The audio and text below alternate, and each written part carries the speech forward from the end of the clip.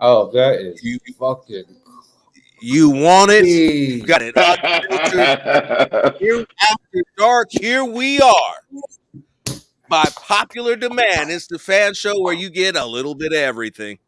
God only knows where we're going today. We're starting off at 9:52 p.m. and when we'll stop, nobody knows. What we'll talk about, only God knows.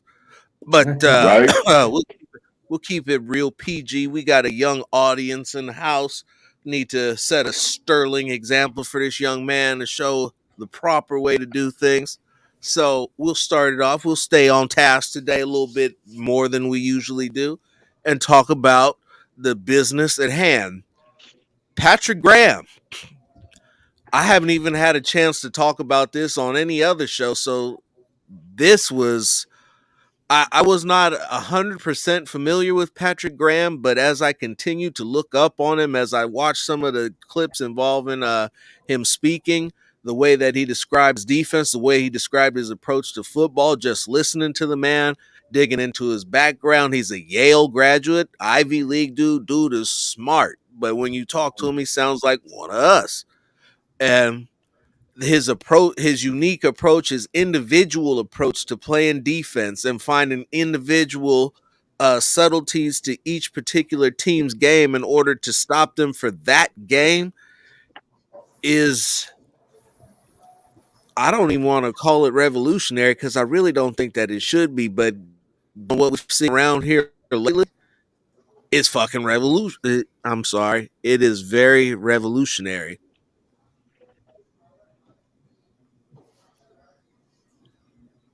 Larry, Larry I, Shaw. I'm gonna say this. You know what? I like what he does on the field. You seen what he did to DC? Go back and watch that Giants game and look what he did to DC. Look what he did to DC. He had him confused at every fucking turn. There's a reason why we didn't pick up no third downs. Reason why he was confused in the red zone. Runs multiple sets, and here's the biggest thing: he's not married to a 34. He's not married to a 4.45. Whatever. Fucking, he ain't married to anything. He's not married to a 4.3 straight nickel. He's gonna put this defense in the best position that it needs to be in at all times, according to its personnel. That's exactly what he's gonna do.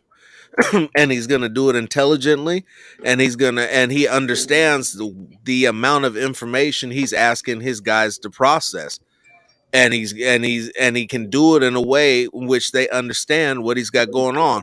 Real quick, ladies and gentlemen, let me introduce you to this scumbag down here on the lower left hand side, which we call him Digital Prez. This is the guy that'll roast you in your middle of your live and put up some real comparisons, if you will, and laugh at you to your face.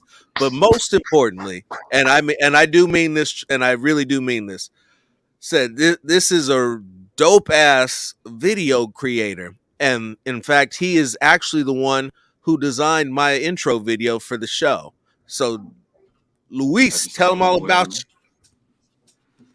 Well, for like at least a couple of years now, I got into like editing, but I never really put it out there. I started off as memes, of course. That's where the experience started. you. Hmm. But for the most part, yeah, man. Ever since then, until like I took it serious this year, like okay, you know what? I have to see where I can go and get this done. And thank you. So I know you ain't shit either, bro. Hey, hey, hey, hey, You got Soul's always here. what, boy? Yeah, 207. yeah, yeah, Hell yeah. yeah. Soul's the man. I know people. I deal with this shit too. We go back and forth. Yeah, yeah, yeah. What's up, Diz? I'm dirty here. What's up, Uncle? What's up, Yeah, nephew? sir. What's up, Everybody in this fellas? panel, Uncle now. Just saying. What's going on? Chilling, man. Chilling. All right, Oh but yeah, man. we interrupted the man. He was telling us his background. So please continue. Speak up a Yeah, little man. louder. But I've always had like an insight to be like creative on things, especially like in the digital side of things. I'm not really a physical guy when it comes to producing physical products and all that. I think like more imagery and like entertainment and all that. It's what really speaks to me. So I go out with my ideas. I'm not gonna lie. I try not to stay bland and all that. Mm-hmm. So with all these little edits and all that, shoot, I've been like pushing to see what I can put together, and for the most part, it's been working out. So I'm keeping on with it. So I do feel proud of myself about it. Absolutely, you should be. Make sure you put your contact information down in the chat, so if somebody's looking for a video or some type of editing, they can hit you up. Oh yeah, for sure, I will. In fact, you know what? I actually I may be a customer because think I'm gonna kind of do a little filming for my 40th that's coming up in a few weeks. Man, who's there? Who's 40? Anybody out there? Dirty, you 40? You up there? 42. 44. I'm Coming up on it I'm in walking June. the door on the 25th. Damn, I'm not even 21 yet. Shit. Youngster. One more. I'm old enough to be your daddy, boy. Everybody is. I'm 21. I'm 21 with 19 years of experience. There you go. Probably my dad, Keep it bro. rolling. What's up, Eric? So I want to piggyback off of what you guys said about I'm talking about the DC, right? Yeah, We're talking about Graham and mhm. combining what you and Rich said. I like his how flexible we're going to be with the kind of looks that we get, and it's kind of interesting listening to him talk about how he adapts, and I wonder how that affects our how we draft. Because he can actually look for more things than one particular type of style. He's looking for guys that can fit certain roles and certain situations. So I guess that'll be a question for later because I know we'll address the draft things like that. So that's going into as far as oh, another thing, a lot of people that are putting up info stats or whatever that are kind of negative. I'm interested in seeing how the Giants' offense affected how he was able to run his defense. So he answered that question in one of the clips that I watched, and while he said he recognizes that it would have been nice to have a more advantageous situation and better complement in terms of football because the offense left him high and dry all season long. It was a very good defense considering how long they were on the field and comprehensively throughout the entire season. So, I mean, when you look at that, actually were pretty close to identical with the Raiders defense, but the main difference was the Raiders offense outscored the Giants by a country mile. Yeah. I think that's the thing that really needs to be implemented, reiterated to the fan base because I think that as far as I'm not saying I follow all the most prominent people, but I think I do, stay informed, and I haven't seen that aspect being looked at and being put out there in the forefront that his defense, how his defense performed in light of the offense. What you got, Barry? What you talking?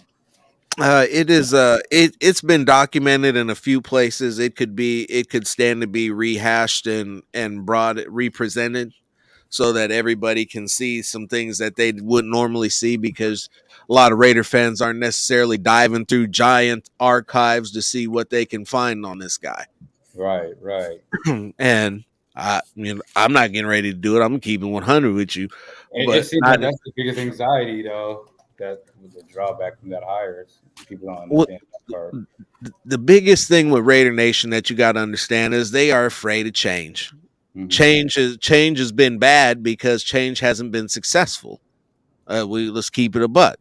And whenever you change something up and haven't had any success, and you go back and you look to people that you've seen have success doing this thing before, you naturally get to thinking that they know what's going on, and we'll just rock with them. And we just need to get them better people.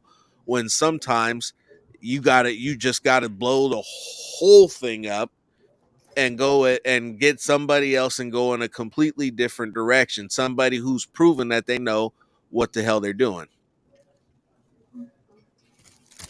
Most definitely. I can agree with that. I can definitely agree with that. Um, my, so for me, the jury's still out on him.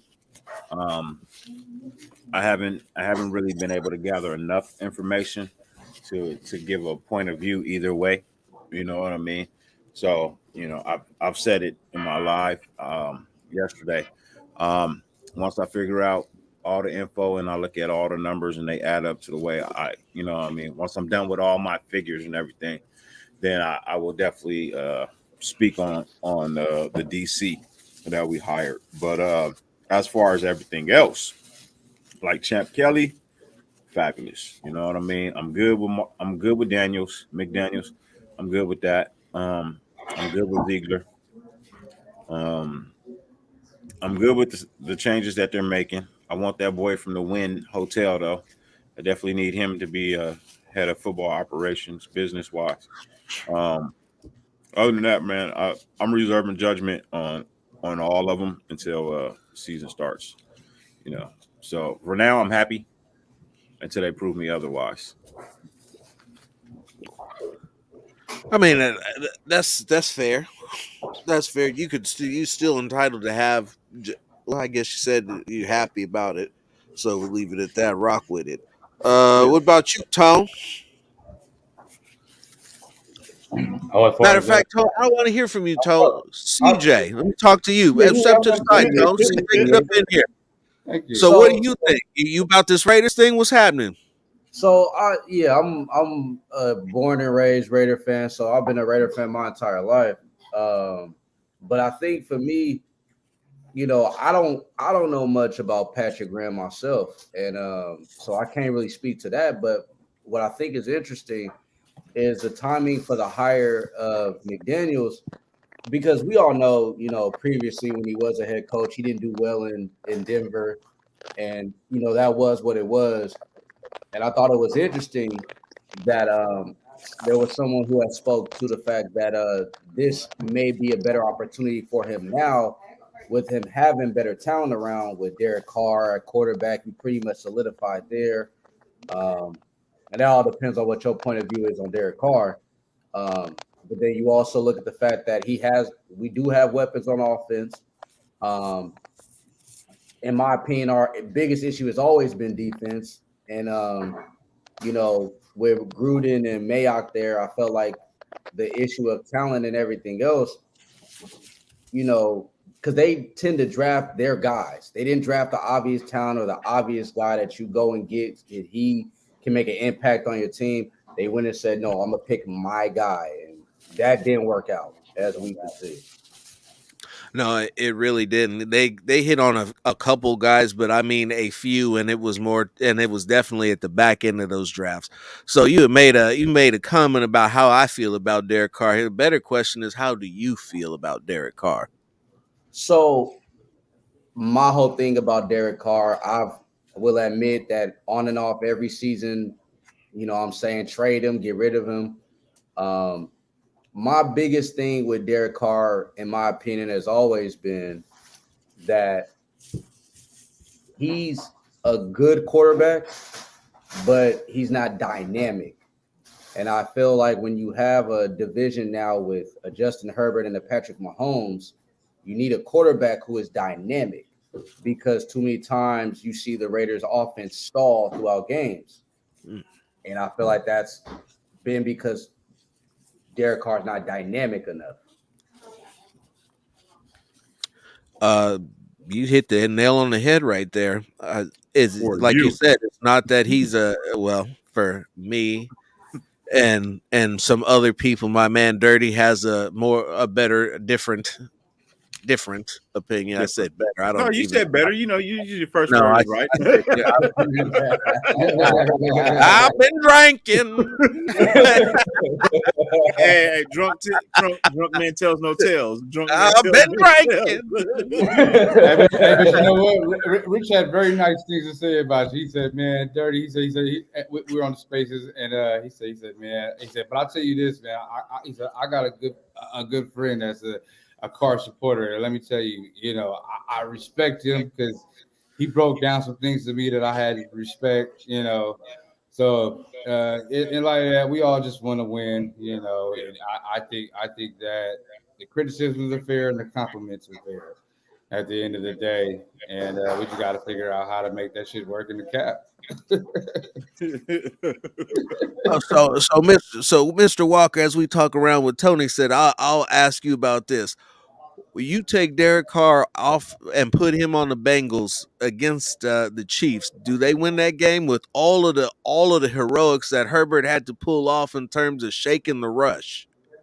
The week before, he got sacked 9 times, Yeah, that part. and didn't fumble once. Burrow's something different. Well, I would like to think that DC wouldn't put himself in that position because he's able to read defenses better than Burrow. Okay, fair. Fair enough. Fair, yeah. Fair. So Fair enough.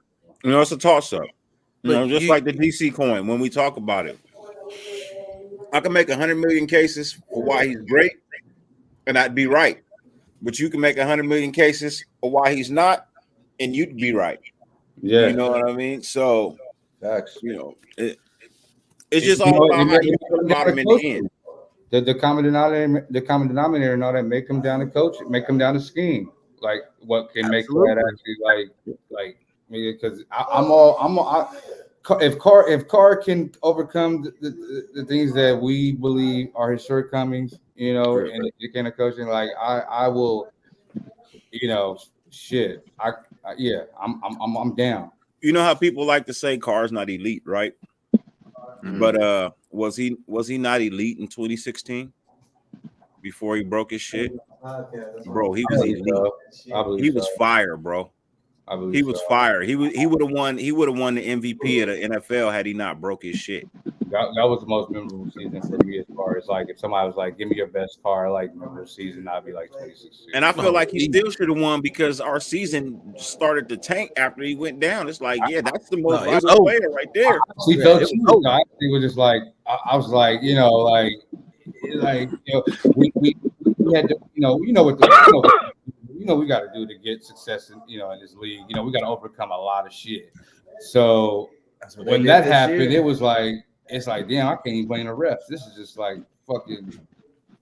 Well, one stupidity for leaving them out there, in my opinion, and then the other thing was just like, damn, like, okay, can't stop us, football guys. So here's a nice, fair question. Damn, Rick, what you doing? Yeah. But we're gonna have to stop that. That was hurting my ears. Yeah. I'm sorry about that, bro. I'm trying to. I'm fucking mobile right now. My daughter needs a ride home, so do that. Daddy duties keep coming. All right. Hey, but I got a question though on that Derek Carr. I will say Derek Carr in 2016 was elite. You know what I mean? Yes. Yeah. He was elite, and I'm not gonna take anything from him. My only problem with any of that is that did he peak in 2016? You know what I mean? Was that a one-time thing? I mean, was that the best we were ever gonna see him? No, I don't think it was. I think it was a combination of an offense that he loves and that he knows by the back of his hand, and he could run it in his sleep. You know what I mean? An offense that's more geared to pushing the ball down the field, spreading it out, giving really good looks versus the shit ass offenses where we've been relying on running backs that can't fucking do the job. I got you, but like all I heard all year was that nobody was open, but he leads the league in snaps with multiple receivers open. There's too many different variables, and I'm not gonna say everything is his fault though. You mean? And there's a lot of things that not in his control. But I'm just talking about the things in his control. You mean like we both seen him completely miss in the red zone, and it wasn't like flukish. You mean it's just I don't know if he will ever be 2016 Derek Carr again. You know what I mean? And it's not to take from what the man has done, because the man has been loyal. The man has Yep. done a lot of things for the franchise, Yep. and he's also been put in a lot of bad places too. A lot of So bad situations. Yeah, I like that statement I'm because not gonna take that from him. Stu asked me the other day on my show if we should question DC's loyalty because he hasn't come out and said anything about what his brother said, and I'm like, well, DC's not that type of person. You know what I mean? Like he's not going to address that. No matter how much you want him to, he's not going to. You And know he what I Sometimes mean? saying definitely nothing. Sometimes saying nothing is the brother. best thing. Yeah, Yeah. he's not gonna speak out against his brother for sure. His And then he older doesn't do brother. negativity. You know what I mean? Yeah. Like if you got something negative to say, like he says, cool, that's you, that's for the birds. You know what I mean? Like Yeah, Carr do you? is You know what I mean? non-confrontational, so Yeah. he not gonna stir up nothing. And then any kind of response gonna get like dissected, and it's gonna conjure up more questions and more Yeah. assumptions and things Mhm. like that. So It's a not no-win saying anything situation. sometimes is the best defense. Look, the next headline, if DC comes out and says anything, right? The next headline will be DC. Is there a issue in the family? Does a family not get Yeah, along? yeah. You know what I Yeah. mean? And that was Right. all. Yeah. And that was the whole Carr family being followed around by TMZ. Like, oh, we heard the brothers don't get along. Is it true that David used to lock Derek in the closet for like 17 days? Like, bro, like what are you talking about? You know what I Hey, mean? I'm not gonna lie, bro. If that were to happen, Carr be like, I'm late for Sunday service. But you know what I think was interesting though is when you mentioned Derek Carr not being elite, because I think where there's a little bit of confusion when it comes to Derek Carr is people it all depends on how you want to look at it, whether you want to use the eye test or statistics. Statistically, if you look at Carr over his entire career, has actually put up some incredible numbers. Like I'm talking maybe more so completion wise and his accuracy. And we all know talent wise, it hasn't been the best early on in his career, and it kind of got better throughout the years. But me personally, I don't know if I would necessarily put Carr in the elite, but I do think that there's a little bit of disrespect on Carr's name, and he's not as bad as a lot of people may want to say that he is, especially in Raider Nation. Only thing keeping Carr from being elite, and I'm just being truthful, because I'm a Carr stan. Everybody knows that, bro. But I'm that Carr stan that tells you when he's right and wrong. Okay. Truthfully, the honest only Carr thing stan. keeping DC from being elite is the fact that he screws up at the wrong fucking time way too often. If he could minimize that a little bit more, you know what I mean, be less at it, bro, he could be elite. But for some reason, his decision making at the wrong time, you know what I mean, just keeps him from being in that conversation. Red You know, zone. Yeah. That's agree red. that. I He actually could change. He could change absolutely nothing else about his game except for red zone percentage. And if he kicked his red zone percentage up, maybe I'd say 25%. He doesn't even have to. He doesn't even have to be at the high level, like at the 80 to 90% range. He just got to be at about 60 to 75%, and he would instantly be about 3 games better a season, and that would be good enough for everybody to be on his shit and rocking with him because he's getting it done. But that red zone stat is one that you cannot overlook. I understand. I'd be the first person to tell you that. You go through and you look at the numbers, and the numbers look good. The numbers look good. They You do. look at you look at the turnover margin and the turnover to touchdowns, and that's not good. That's not good at all. bro, Hey, you got a point. Because I I remember can't finish this shit, bro. I tried, bro. I cannot finish this shit. This shit is fucking bomb. God damn. This shit is good, bro. But you know what though? I remember going to a game, and I want to say it was a Charger game, and this is Charles Woodson's last home game, and Derek Carr threw a pass to Michael Crabtree that almost got Michael Crabtree injured, and I'm looking like, and even Crabtree after he caught the ball and completed the play, he looked at Carr like, bro, don't you ever put me in that situation again. I've And it's seen it stuff like happen. that gets like, you just look at Carr, you like, man, like, what were you thinking? There's some mechanical issues. Now everybody will tell me how much I don't know football, but there are some mechanical issues, and a lot of it is his footwork. Uh, the things that I've heard about what they did to his footwork, I was just like, oh my god, one step drops, no step throws. It was like, why would you teach anybody to do that? Oh, because Steve Young did it. Derek Carr is not Steve Young. Not at all. This He's ain't not. dance class. Not even close. You know, he's really not, bro. He resembles more of Favre when Favre was younger.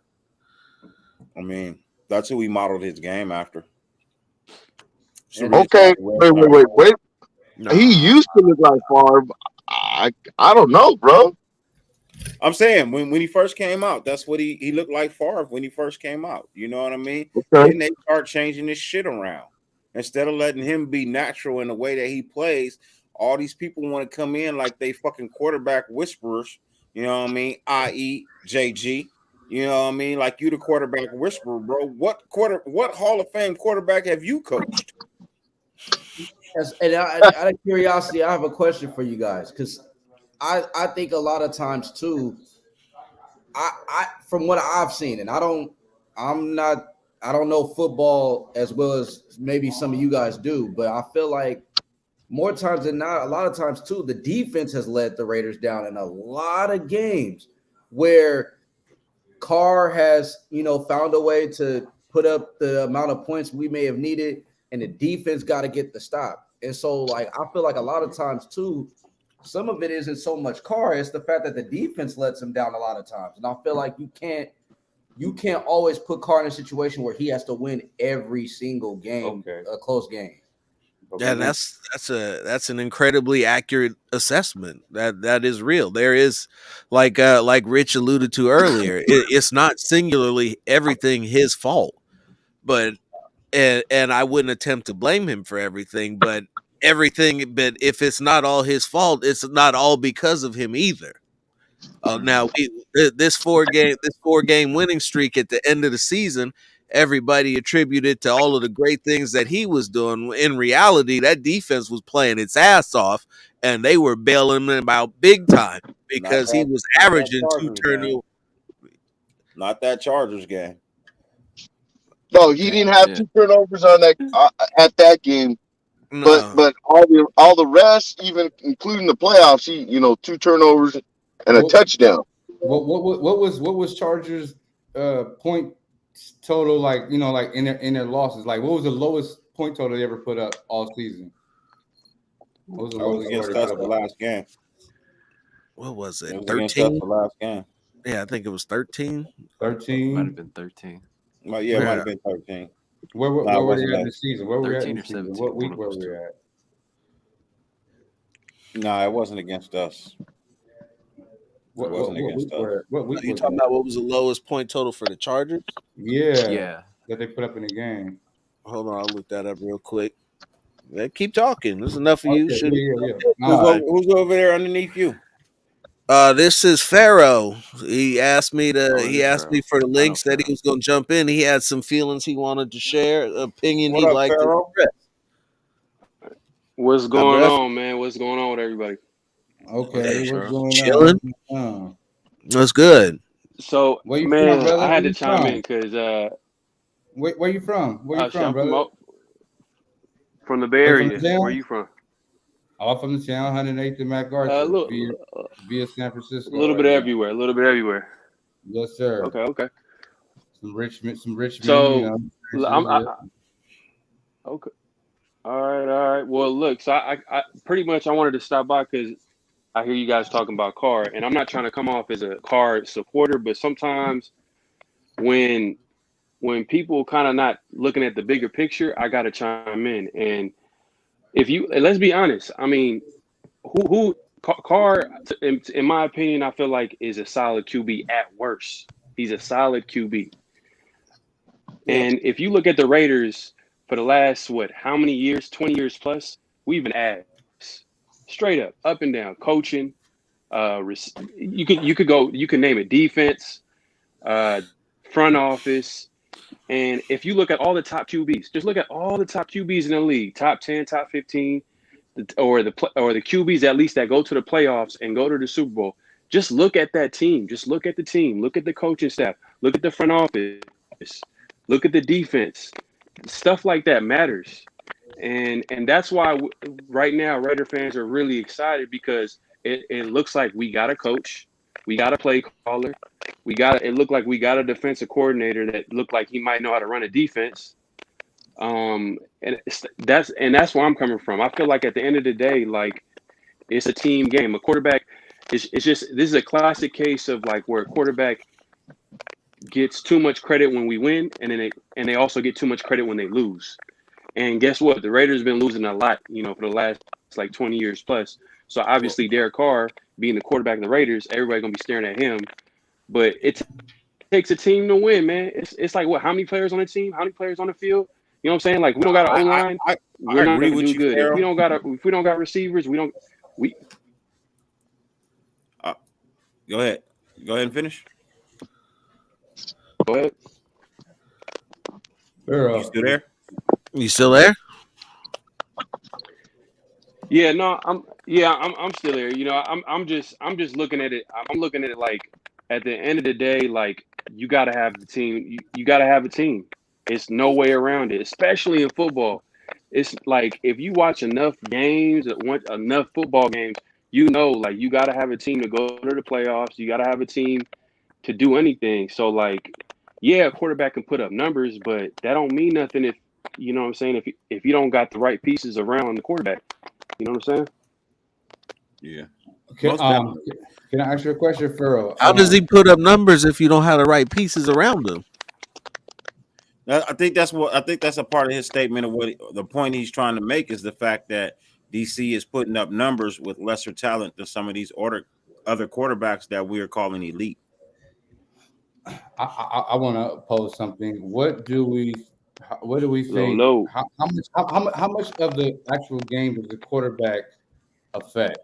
If we were to put it in fours, you know what I mean? And how much do we think the quarterback affects as far as complimentary football is concerned? All right. What up, little bro? What's good, brother? What's good, family? How you guys doing?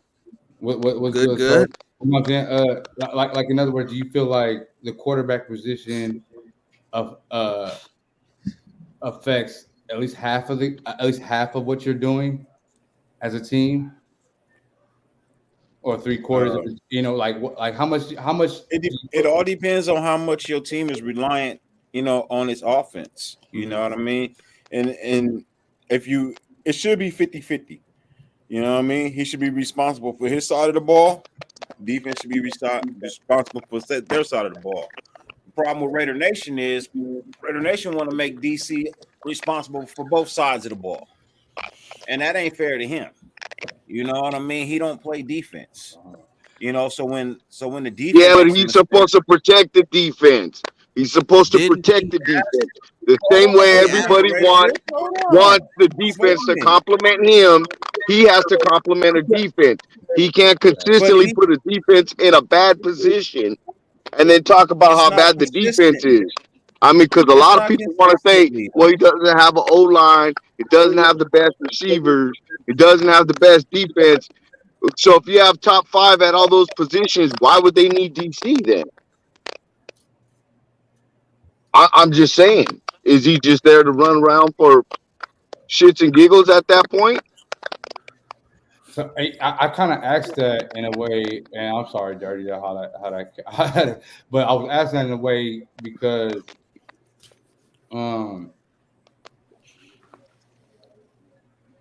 in a way, his play does affect the defense when you talk about converting third downs and staying on the field and keeping the defense off the field, keeping the offense on the sideline. Like I feel like it's more than just the offensive side of the ball that the quarterback position affects.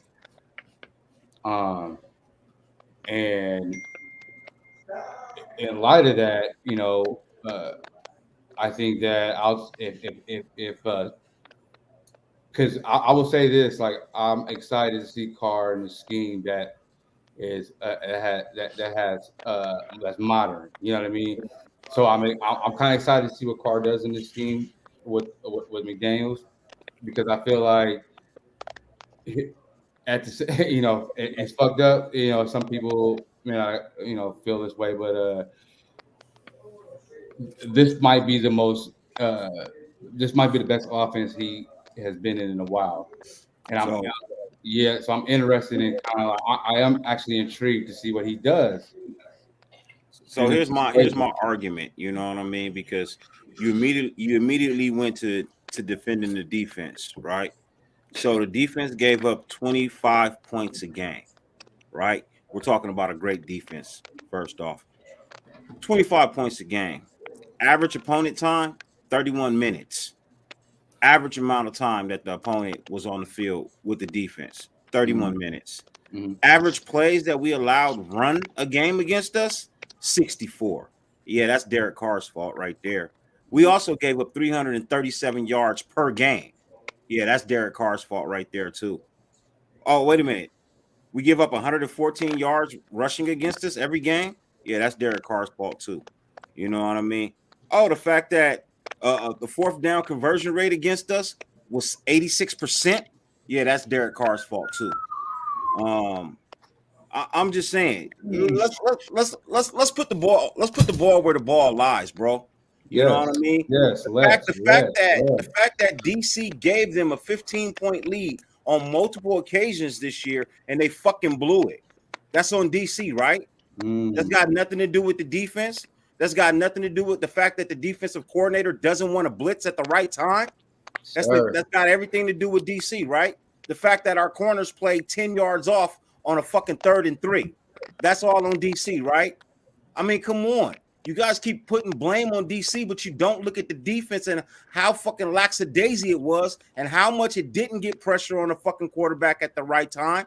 You know what I mean? Like, y'all need to knock that shit off, bro. The defense ain't a top 10 defense, so they don't deserve no praise and no fucking glory. They're at the fucking Hold bottom on. of the pile. Pause. I'm so glad you said that. I'm so glad you said that. I'm gonna talk. I'm gonna say something after Phil. I knew somebody was gonna be that guy to do that for me today. Hold on, player. D was 9th in yards per play allowed, tied for 8th best in fewest big plays allowed, and 10th in yards per carry allowed. Everything that overall? you just said about the defense is What were we incorrect. overall? What were we overall? Overall. Hold on. Overall, And they were top 3 at getting 3 and outs. I mean, you can't How many completely weeks in shit a on row the did the defense. defense hold the opponent to 20 But you can't points or less? completely How many weeks in a row? How many weeks in a row, Dirty? Look, let me ask you How this. many weeks? Let me ask you this. In a row Let did me the ask you this. defense hold opponents 20 points or less? Aside from that, okay, let's put that all that aside. Let me say this. No, hold on, real quick. You was Just for this talking about question. how we was giving Just up for this 25 question. points per game, right? That's what listen you to my said, question. right? Listen to That's my what you said. question real quick. 25 points per game, right? Then they went through a 4-week stretch of allowing 20 points or less. The final 4 weeks, which they needed to win in order to go to the playoffs, bro. So if they didn't do that in the final 4 weeks, if they didn't do that in the final 4 weeks, 20 points or less. look, Bruh, you if can't they have didn't it do both that in the ways. last 4 weeks, our average would be higher. See, And if they had played like they played the last 4 weeks all season, they'd have been the best defense in the league. But look, hey, the at the end reality of of the situation is, look, listen to this, and this is a for real question, bro. You know what I mean? Because we can look at both sides of the ball. Neither one of them did what they needed to do at the fucking time when they needed to do it, right? The honest question is, and the for real question as Raider fans is, how many fucking complete games did we put together when both sides of the ball showed up and fucking played for us? That is the problem. We can't just keep saying, oh, it's the defense, it's the offense. No, it's the whole fucking team not showing up together. I'm tired of the defense. I agree with you, Dirty, because they only have one complete game. One They complete only game. one complete game. And I So think you can look. Hey, cool Kev. I didn't mention DC. I just jumped in. I haven't said nothing yet. Yeah, you can look at both sides of the ball. You know what I mean? Because both of them failed to produce more than one complete game this year for us. You know what I mean? That has to stop first and foremost, once we can get everybody to play a complete game, look, then that means everybody's carrying their weight. Yep. You can't have one side of the ball trying to carry the other side of the ball through the whole damn game, and then it flip flops the next week where, oh, y'all carried us last week. Let's see if we can carry you this week. No, let's carry each other to the motherfucking goal line and play a complete game together. No, Well, to back to even Tom's question though, when he said about how responsible is the quarterback, when you think about it, like the best teams that win in the NFL play complementary football. Like what the offense does affect the defense, because if you have a terrible defense, in order to protect your defense, you want to keep your defense off the field, and vice versa. Like really with your defense, more times than not, like you do want to kind of put your offense in positions to at least at our advantageous positions. And so to what Dirty said, like because both sides of the ball were not great, either way it goes, it has to be complementary football. And the Raiders have not played that in a very long time. And as far as in my lifetime, I haven't really seen it. What do we rank at in possessions? That's an interesting question out of all this complimentary football talk. Like as far as possessions, where do we rank at? Like how many times has the offense had the ball? But hold on. I want to say something though. I don't want to hold DC accountable for anything else, for anybody else, right? For anybody else's problems, any. Okay.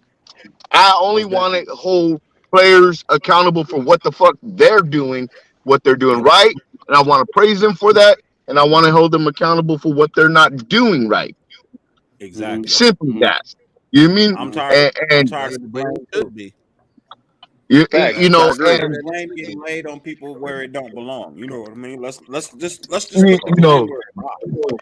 exactly. And right, and you know me, I'm like we can disagree on the quarterback, but I'm gonna tell you exactly what's going on and where it's going wrong and who needs to step up, and I really don't care who it is. I didn't came at defense, I didn't came at line, I didn't came at coaches. I'll pop off at the owner if it needs to happen, because the root of the problem needs to be stamped out, and it'll never get right until they get to the root of the problem. So we need to figure out what the hell is the root of the problem so you can cut that cancer out and get going. Now, I So think that Phil, they made the go ahead. so let me ask you this then: what is the root of the problem then What is the root of the problem? with Front the Raiders? I know we've been doing good lately. I know we've been doing good lately with these hires, but before these hires, these last 20 plus years of not going to the playoffs, dysfunction after dysfunction. What has been the root of the problem with the Raiders? Front office. Front I, office. I, You had Bam. hold on. okay, Hold on. I'm gonna Rich, say that. hold on. Hold on. Let me So knock this fucking out real low. quick. Are you finished? I'm So finished. what I was what I was going to say was the front office. Your talent evaluators have been Al Davis and whoever was the Raiders alumni who hung around, who talked to Mark. You never really had any true football people in aside from Mr. Davis. And so for years they've gone with what they thought would have worked in an era of football that wasn't current to the one that they were in. And until they get that problem completely righted and they stop thinking about how are we going to get modern athletes to fit an old scheme instead of getting these modern athletes in modern schemes and modern ways to exploit the modern defense, the result is going to continue to be the same. The definition of insanity is doing the same thing over and over and over again and expecting a different result. Mm-hmm. Now it's funny y'all So I'm bring gonna say that something. up. I'm gonna say something real quick because I haven't really said anything. But so here's my thing for 2022. Right, everybody here already knows how I feel about Carr. I'm not a fan, but I'm trying to be positive now. And so what I'm thinking now for 2022 is we've already made the right front office moves. We made the head coaching moves. If the draft pans out and the free agency pans out and the coaching pans out when the play actually starts, and he still continues to do what he does, then at that point there is no more excuses. It's go ahead. He's got a point, because it was the same thing when they talked about the Cowboys and they tried to figure out whether it was the coach or whether it was Dak, and they decided it was the coach, it wasn't Dak. And I think with now, it's, in my opinion, because me and Tone talked about this earlier, I in my personal opinion feel like Mark Davis is part of the problem, and I've said in my personal opinion that the Raiders will never be successful until he sells the team. That was a disagreement. Yeah, we disagreed on it, but in my opinion, I felt like I feel like Mark Davis in his tenure of owning the team has not done that good of a job.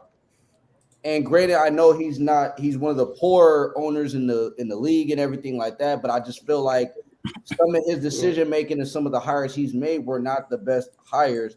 And it's part of the reason why the team has not been successful. Hey, Phil, you mind? Hey, P-Dog 006, bro. Okay, we get it. You don't like DC. Somebody run the timeline of Mark Davis. So check it out. So is Davis a perfect owner? No. But Davis was, I mean, he admitted it on I think a video that he did recently where his dad told him he would be a terrible owner, and he said he was right. The problem is that Mark owns a business that he doesn't know how to run. So he's stuck with trusting somebody else's vision with how to run his business while he sits off to the side and like a fan and can just say like, I don't think that this is being ran right. This is supposed to be working one way, and that's not what I'm seeing. But every time you go to talk to somebody, somebody's telling you about what a genius they are with the bid. It's like those kitchen nightmare shows where you see these people who have no idea what they're doing with running the bar rescue. They got no idea how to run a bar, and they have to pay somebody to come in and say, "What the hell are you doing? You over here fucking up royally." And then they get somebody in who finally knows what to do, how to fix it, how to get everything in line, and how to get everything moving like a machine the way that it should. That is effectively what Mark Davis has done with these hires that he has right now. These are unilaterally considered one of the best hires at each position that he could probably possibly have. Like there's resume for resume, these guys are the best. It does not get any better than these guys who've been winning for the last 20 years, who've been a part of every piece of the organization and franchise for the last 18 years. They've worked together for however long. They grew up together, went to college together. You know what I'm saying? They know each other. They have their disagreements. They got a way that works it out so that they get what they need. And you guys aren't being overpaid.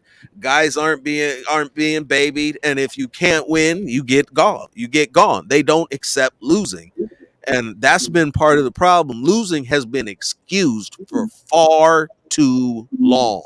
But I'm not gonna let nobody diss Mark, man. He's a gangster, bro. Like the thing people don't realize is that ever since he took control of the team, he's been progressively getting better. And let's look at it. We have McKenzie, right? And you know how that didn't work out. We had Mike Mayock and John Gruden who made a mistake.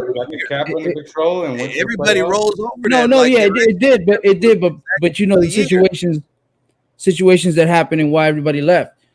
And then you had Mike Mayock and John Gruden, which he had a good idea with, but now he's realizing, okay, well, might have made a mistake there with the fact that John Gruden wanted total control. But if you look at what we're doing right now, this shows you that Mark Davis is progressing. And I'm fucking 100,000% behind the hires that he's made so far for this upcoming year. Davis, but the McKinley move, that was a bad choice on John Gruden's part. You know what I mean? He's the one that fired McKinley from the front office. That had nothing to do with Mark Davis. No, that's what I'm saying. Yeah. And in reality, if you really want to know what got Reggie messed up and what got it off track was that Jack Del Rio felt like he knew everything better than what Reggie did. And then he started getting power hungry. And because he got to the playoffs, he started trying to flex on everybody. And when he did, everything went to shit and went downhill. Notice he got rid of Bill Musgrave, brought in a new OC, and then ultimately at some point during the 2017 season, he was calling plays on offense. Nobody's Exactly. bringing up Gruden high five, Freddie. It just fell under the conversation of the evolution of Mark Davis and who he hired. Nobody's bringing up Gruden. Look, P Dog 006, bro. We get it, bro. You don't like DC, man. Okay, cool, wonderful. But to call DC mediocre, bro, I don't know how you're rating football. To call him selfish, I don't know what player you're looking at. I haven't seen DC do a selfish damn thing since he's been with the Raiders. Has anybody else on the panel seen him be selfish? You can't see my eyes, but they're just like I'm just saying, bro. We get that you don't like him, bro. But man, Raider fans, man, we're sick, bro. Raider fans, we're sick because we've seen so much traumatic things with this. We've seen every type of thing happen with the Raiders. So that at the end of the day, we're ready for this team to win. And once we start winning, we gonna get right. And I think that's where it's left right now. If right now we're on the right track, we got the right. It looks like we got the right coaches. It looked like we got the right people in the front office. Now we need to have a good free agency, a good draft, and DC. I'm on the side of like let's wait until let's build this team. Let's build this team, and if he ain't the guy, then we could just plug someone in. That's why Ziegler hasn't extended him yet. Great. They're gonna wait. Ziegler he's negotiating a contract right now. He's not gonna come out and be like, "Oh, we're gonna sign him." No, he's negotiating a contract. He's trying to be smart. Yeah, they're gonna wait to see how he plays, though. Yeah, that's the exact statement I made a couple of days ago. Don't be surprised if DC doesn't get an extension before the season starts. I mean, it's wise of them to hold on to that money, go and address our free agent needs, our line defense, our wide receivers. He's still under contract till next year. You know what I mean? So at a discount. Yeah, at a discount. Discount. You go, you build your team, you know what I mean? You put the right pieces in place, right? And then if DC has the numbers towards like the last couple of weeks of the season, then you just go ahead and throw him in his extension. But you got to also understand DC doesn't want to do that shit in the middle of the season. So if you go to DC, say, hey, look, check this out. You know what I mean? Because DC's the type of player that'll listen to this. Hey, DC, we know you want an extension and all of that. You know what I mean? A couple of dollars here and there. You know what I mean? But this is what we're working with right now. We kind of want to use this to put some pieces around you so we can go ahead and go try and chase that Super Bowl that you've been wanting to hold for so long. You think you could work with us and maybe hold off till next year, DC? You think DC's going to sit there and go, well, no, you guys owe me money. I feel like you this and that. No, he's going to go, Super Bowl? Bet. I'll see you at the end of the season. That's the type of quarterback he is. Because in the end, that's all he's chasing. Is that he wants to hold that Lombardi. You know what I mean? That's why he's playing the game. There may be other people who don't play it for that reason, but I think in the end, as an athlete, bro, when I played high school ball, bro, it was to win the chip. It wasn't just to be out there. Every time I touch the field, it's to fucking win. I'm not out there for exercise. Right. And he come from money, so it's not like he come from money. Is a motivation, really. I will agree to that. Like he must only want to win to do, because he could just say fuck it. I mean, bro, it's just I get that people don't like him, but at the same time, man, quit going overboard with your statements that are not true. You know what I mean? At that point, it's just slander. You know what I mean? You don't need to slander a man just because you don't like him. Just say, you know what? I don't like him, bro. Leave it. Give us your 1, 2, 3 reasons and leave it at that. But don't give us 15 chats in a row on why you don't like him. I'm telling you, people think it's so simple with a QB is going to change everything. A QB is not going to change nothing. If you don't got a team in place Yeah. It's nothing. He just one player. This ain't basketball. It's not like LeBron James could come to a team in the NFL. Nah, it don't work like that. You gotta have you gotta have a defense. You gotta have a team. Even if you look at the team in the Super Bowl, like I know a lot of people try to point out the Bengals because they don't have an O line like that. But if you look at that team is talented. You know what I'm saying? They got receivers everywhere. They got a defense. You know what I mean? They got a talented running back. You know, obviously Joe Burrow is a talented quarterback. I'm not taking nothing away from him, but what I'm trying to say is that you have to have a team in place, and the Raiders have failed year in, year out to put a team together, and that's where I'm coming from. Build a team, and then we could properly critique a player like a quarterback, because if DC ain't getting it done, guess it'll be easy. I'm not gonna say it's easy to find a QB. It'll at least we'll have a team in place to put a QB. Because right now, if we get a quarterback, for example, if we get a quarterback right now, it's not going to really change nothing. Yeah, it's not. Let me ask you this. You know what I mean? Let's we might win maybe extra. If they didn't change anything, they would still be in the playoffs. Say that again. If it didn't change anything, they would still be in the playoffs. Oh my God! Come on, man, Greg Olsen. That's what you just said. No. Hold on. What you just said was that it wouldn't change anything. And if it didn't change anything from where they finished this year, they would still be in the playoffs if nothing changed. That's hard to say, man. With everything that went on this year, you got to give DC some credit too. You got to give him a little bit of credit with everything that went on. I know what you're saying. I know the point that you're trying to make, but you got to give him a little bit of credit too. At the end of the day, I'm not taking anything from DC, and I'm also not trying to put too much on him too as well. Like at the end of the day, he's just one player. Let's take a look at a career of a quarterback that I think we all can agree. Hold on, my man. Hold on, because we could dance around this for circles for the rest of the night. And the reality of the situation is this, because honestly, this whole particular discussion has been rehashed and all so many damn times. Tired of it. No disrespect to any of y'all here. Got love for everybody. The reality of the situation is this. Josh McDaniels does not require a quarterback who's going to run all over the place like a chicken with his head cut off. Josh McDaniels is not going to have him running bootlegs all over the place. Josh McDaniels probably is not going to have him running RPOs. Will he run some play action? Absolutely. Is he going to be is he going to be pulling it on a read option? No, he's not.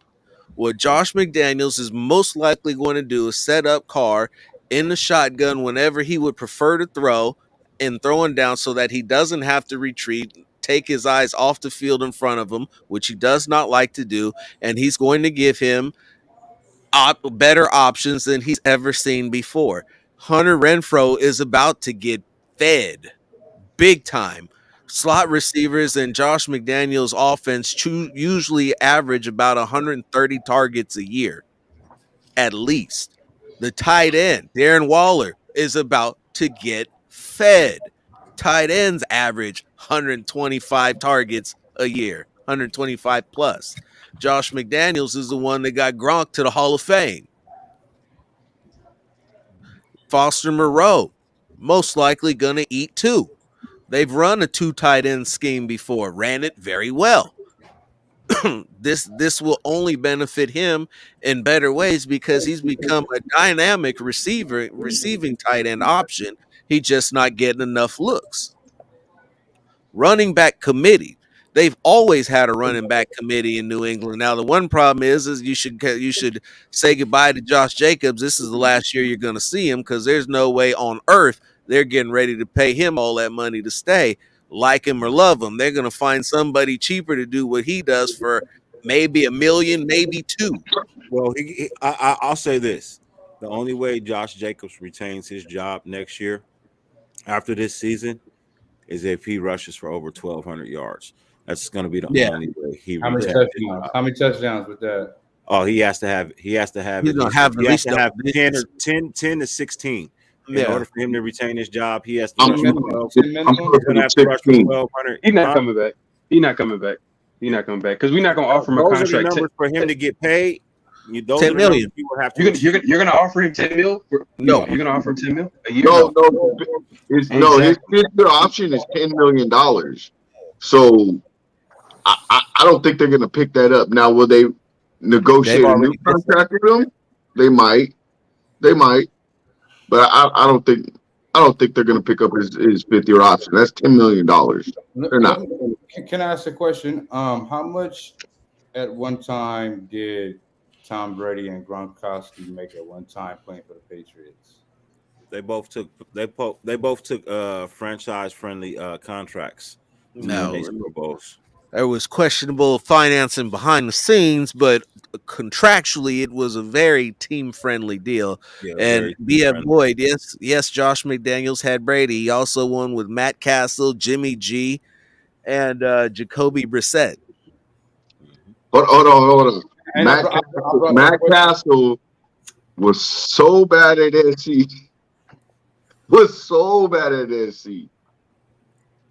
I mean, he actually got him paid. He got a big contract from the Chiefs. So let's not forget about that. But I think Josh McDaniels is gonna continue to put this team together.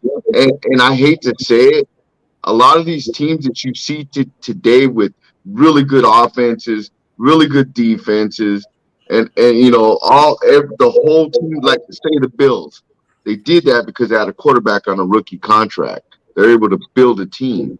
We keep talking about that, and people have to understand that sometimes it's just hard to do when you got to pay your quarterback, $30+ million a year. It is. Is it capable? Yeah.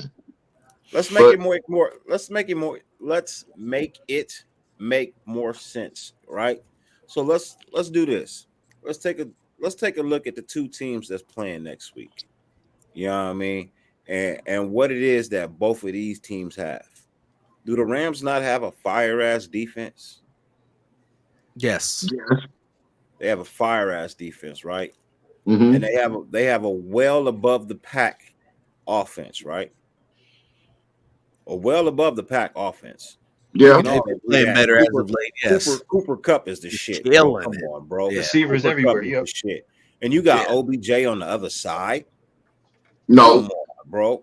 Which people were trashing, but he's been the majority of the playoffs. Cooper Kupp's a slot receiver. You mean because I understand, but look at the names. No, I heard those are number one. The Bengals, the Matthew Stafford, who has always been in the top conversation of quarterbacks.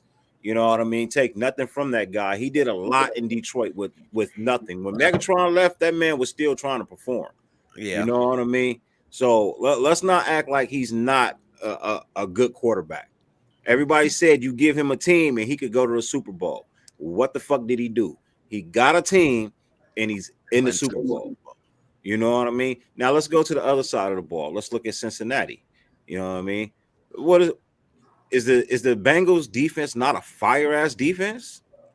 Nah, not really. Bro, the way they played against Kansas City, secondary trash. The way they got one safety and they got the pass rush. By talent, about scheme. I mean, Eli Apple is tight. No, the defense I would say Eli Apple was tight. In man coverage, Eli Apple was tight. In man coverage, Eli Apple was tight because he's been playing good man coverage these last couple of weeks. I haven't heard of Eli Apple until this year. He's been making plays like the playoffs. I'm saying right now in the scheme that they have him playing in, bro, he is doing well for them. Did he not have an interception in the playoffs? No, he is. That's what I'll admit that. He dropped the game winner one, but he got one though, right? I'm just saying right now. Right now he's playing. So right now he's playing well enough for his team to be in the Super Bowl. No. I wouldn't attribute. Eli Apple not playing. I was right there with you. They are not winning because of Eli Apple, bro. Come on now. They're not winning. No. Go ahead, finish your thoughts so I can tell you you're wrong. Go ahead. Okay. I'm not calling him elite. I'm not saying he's the greatest cornerback in the league. I'm not calling him I'm- good. I'm saying he's playing tight man coverage in a system that's working for him. And it's paying off for him. It's also paying off for the defense over there and that team as well. I'm not saying it's just him. Because their front four is fucking beastly, bro. Yep. You know what I mean? They No, get their after the hands are quarterback up beasty. front. Their They get hands after the are quarterback beasty. up front.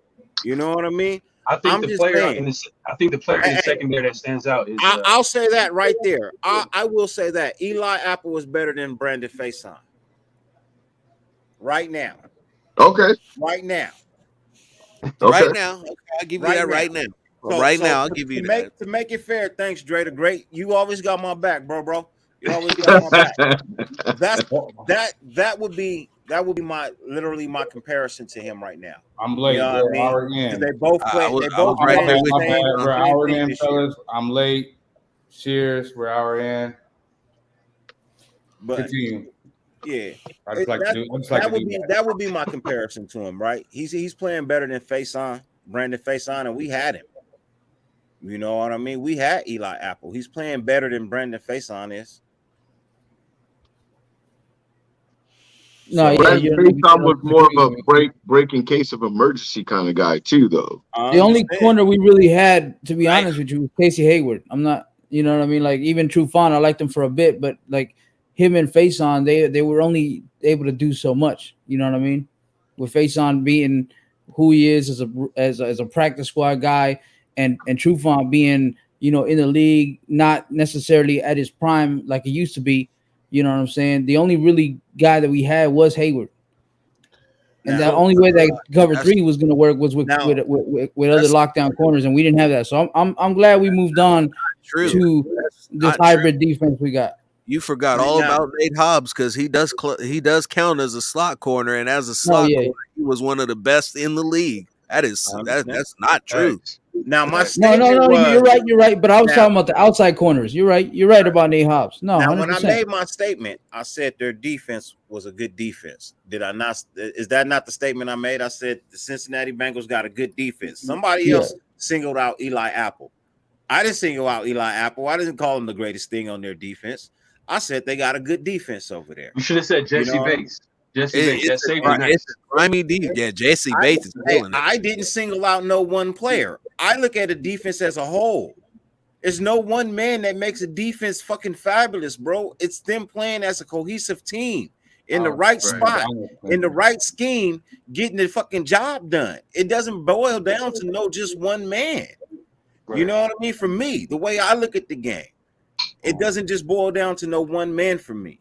It's a defense as a whole, how they play as a unit. You know what I mean? How they get the job done. Because in the end, that's how the game is played. For you to get to the Super Bowl, man, everybody's got to be acting as one. So if I single out one player, then that means we don't have a single cohesive unit. We're not playing as one. We are not moving together. You know what I mean? Is that not the sign of a good defense? A defense that moves together? That's one in the unit. It was a 17th ranked defense. It was a 17th ranked defense. So it's not completely stellar. Yeah. They're not the greatest D in the league. When we talked about Graham, But you're gonna tell me that, Rich. What was our number though? It was at least 20 something. Yeah, what in consideration when you look at is it encompasses the entire season. Over the course of the season, your defense can either get better or it can get worse. In the case of the Raiders, it got better. In the case of Cincinnati, it got better. They're playing. The reason why they're getting where they are is because they're playing clutch. In pressure situations, they are executing and other teams are not. They're dragging people out into deep water and mucking it up for 60 minutes. And if you cannot play a complete against the Bengals, you will lose. And let's not take away from Joe B.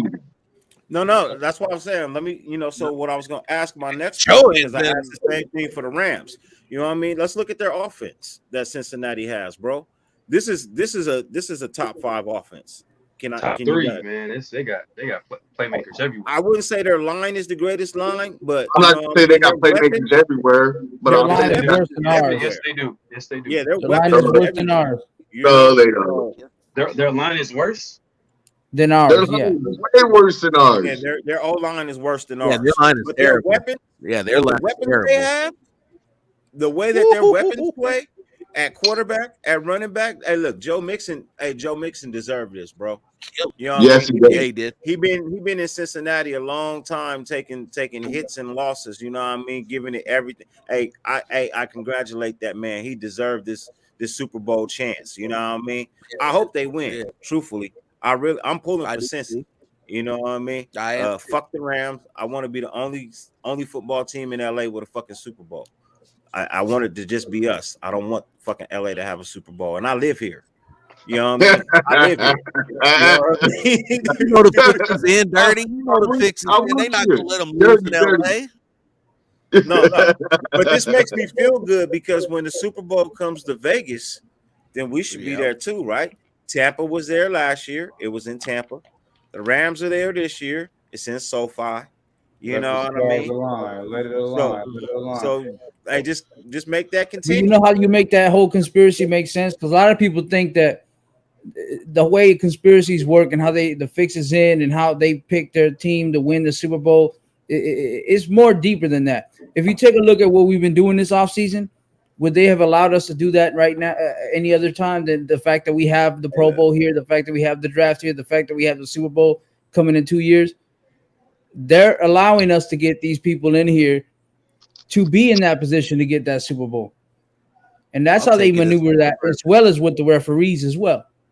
Yes, I'll take it a step further, and I'll say that not only are they allowing us, they told Mark to do it.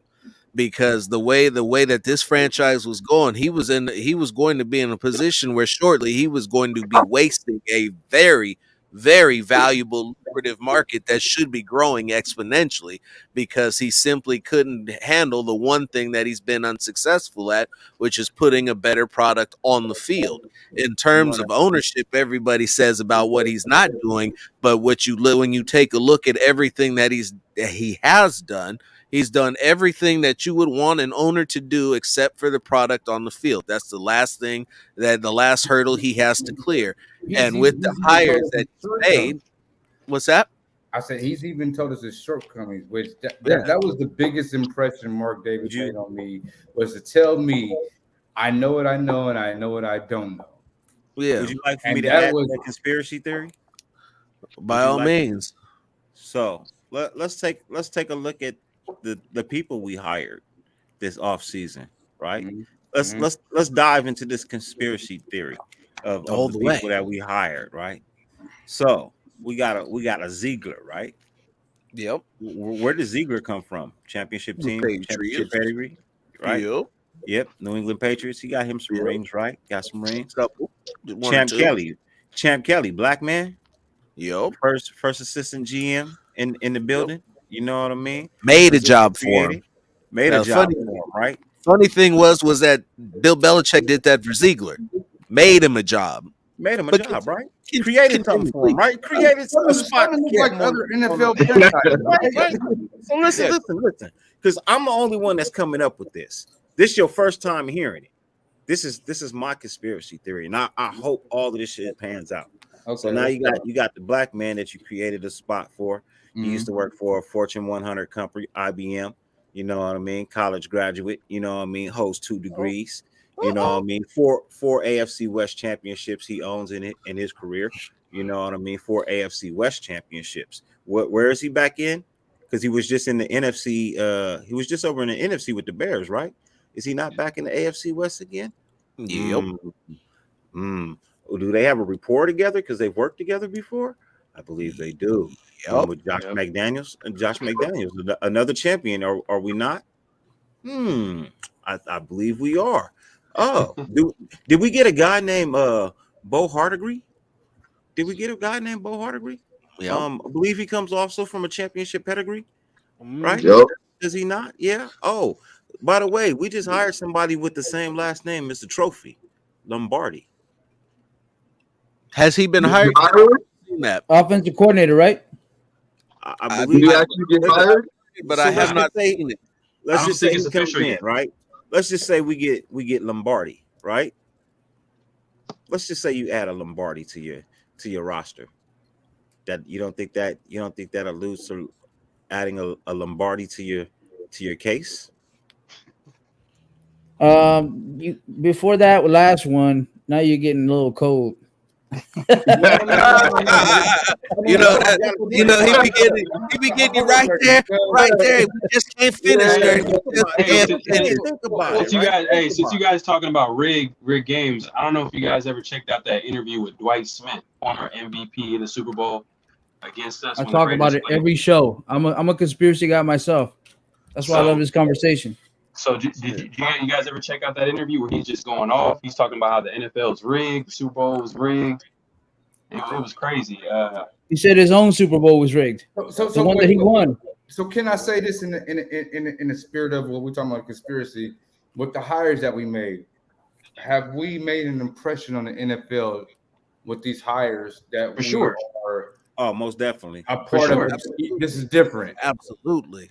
Home I run. think Home Andy, run. I think Andy Reid. pretty much You should be a lot of the NFL is praising us for this shit. I You think know, Andy that's Reid. something we don't Raider ever Nation. get. Yeah, everybody but Raider Nation, literally. You I gotta feel like remember. Andy You gotta Reid is remember. that- A lot of owners do not give a shit about wins, bro. They all making paper together. You know what I'm saying? And this is good moves for the NFL. Period. You know, Man. they all make paper together.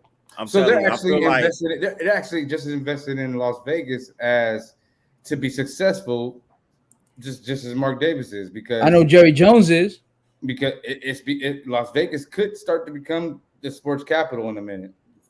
Mhm. So if you want to take it that far, then Gruden they got rid of Gruden for a reason. Then Yeah, Well, they couldn't have that. They couldn't have that guy. They couldn't have that. they was Yeah, like, man, this Gruden dude got ain't rid gonna of do nothing himself. with the Raiders.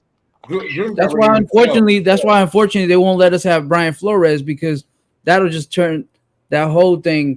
You know what I mean? That whole The other way. yeah. Our reputation in the NFL would just fucking nosedive because that's I- why we got Graham. when I was asked, my opinion on GM, like what on the front office type of thing, I just always felt like we didn't have a guy in there outside of Reggie McKenzie that when they made a phone call or somebody who had some juice in the fucking league, you know what I mean? Like we needed that very bad. We need that very bad. I feel like my TV guy that we just fired. I don't know why I just drew a blank. Maybe it was just Mike Mayock. Mike Mayock. Yeah, I mean, imagine like your GM, right? And I'm Mike Mayock. I didn't go through half the shit you went through to get to where you got. I'm straight off of TV and I call you to make a deal. Like, how much do you respect me? You know what I mean? Like, how much do you respect my seat in this Mike situation? Mike Mayock was a yes man. You know what I'm saying? Well, From day I'm one. Like, I'm just saying that he had to make phone calls. You know what I mean? Like you know what I mean? oh yeah. Like our front office is not going to be when the Raiders come up on the caller ID, they're not going to laugh. They got to take The that call. only They got phone to calls take he that call was serious. making are the ones that John Gruden wrote down on a piece of paper and left on his desk and said, "Hey, when you come in tomorrow, call these people." Call these For people. sure. He was You know. he was the secretary. He was the secretary. Yeah. Put it that And way. so now I feel like we got a guy. We got people in the front office that have came up the right way. That have, and when you come up the right way, you make networks, you make contacts, you make you make friends within the business, and it's easier to negotiate. It's easier to get things done. Um, I'm No, about to start. I get you. I get you. And don't forget to mention too that don't pretend like Bill Belichick wasn't sending a lot of these guys over here. You know what I mean? He had a lot of respect for Madden. There was a lot of shit, the shit that happened to Madden, rest in peace. All this shit is building up. You have Las Vegas, then you have the documentary. I don't know if you guys seen on 30 for 30, the documentary Al Davis versus the NFL. It was the whole documentary about the story of Pete Rozelle versus Al Davis. You had that building up. You had a documentary coming out before Madden passed away and then you had a documentary come out when Manny passed away. And then All these things are starting to. All these things are starting to put, and we made the playoffs. So it's like, okay, expect us. We got to get rid of the guys. Okay, you guys, we'll give you this shit, but you got to get rid of the guys you got. John Gruden's got to go. Mayos got to go. All his guys got to go. Put respectable people that we consider respectable as far as like the NFL in there in position, and with the talent. Don't forget. Like, I'm not saying these people don't have the talent to get the people that they're gonna get, but it's all about help. Because remember, when Pete Rozelle was commissioner, with Al Davis wanted John Elway, a lot of people don't know that. He heard that there was a trade between the Bears and the Raiders, because the Bears had a pick to go get John Elway and make a trade with the Raiders. So Pete Rozelle and Al Davis, they were already heating. Like, I'm talking serious. Like, those interviews where he was chain smoking cigarettes. He was just frustrated with Al Davis taking him to court all the time. And so what he did was he called up Denver. He's like, you guys go pick up Elway. And he pretty much intercepted that deal we had with Chicago. And that's what the NFL could do for you. You can either benefit from it or you could be punished for it. You see what I'm saying? So that's how they put you in position to be able to get to that championship level and give you that extra boost. And the referees play a part as well. Well, It's been happening for years. For years. So the way I'm looking at it is like this, bro. You know what I mean? Everybody's seen The Waterboy, right? I know everybody's seen the movie Waterboy, right? So, you know, John Gruden was red. You know what I mean?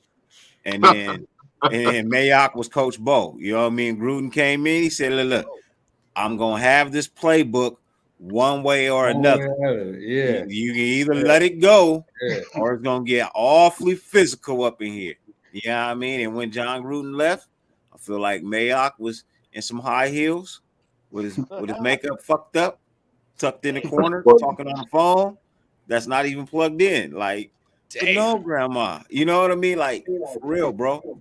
You know what I mean? He wasn't given a solid chance, dude. You know what? You know what I mean? Mayock was in the position that you would be in when you first set your foot into that direction. You know what I mean? An assistant here or some kind of intern here. Like, NFL's got nothing against Mike Mayock, bro. You know what I mean? They have nothing against Mike Mayock, bro. They had to clean all the footsteps of Gruden. That's just it. You know what I mean? You know, innocent bystander caught in the line of fire. You know what I mean? I feel like he got the short But at the same time, though, Dirty, we got to realize that he co-signed some of that shit. Look, I get that, and at some point, he needed to be like, you know what? But here's the thing: why should he have dumb. I don't want my name on this. You do that shit by yourself, John Gruden. He might not even know any better though. But look, here's my thing. So you gotta look at it like this too. Look.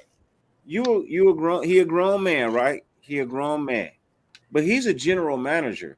Why do I have to sign off on what the head coach wants? Because the head coach has more control than I do. When my job is the more important job. You know what I mean? So why I gotta co-sign for him? He should be fucking co-signing for me. Now, if this is not the player I don't fucking want, this ain't the player I don't fucking want.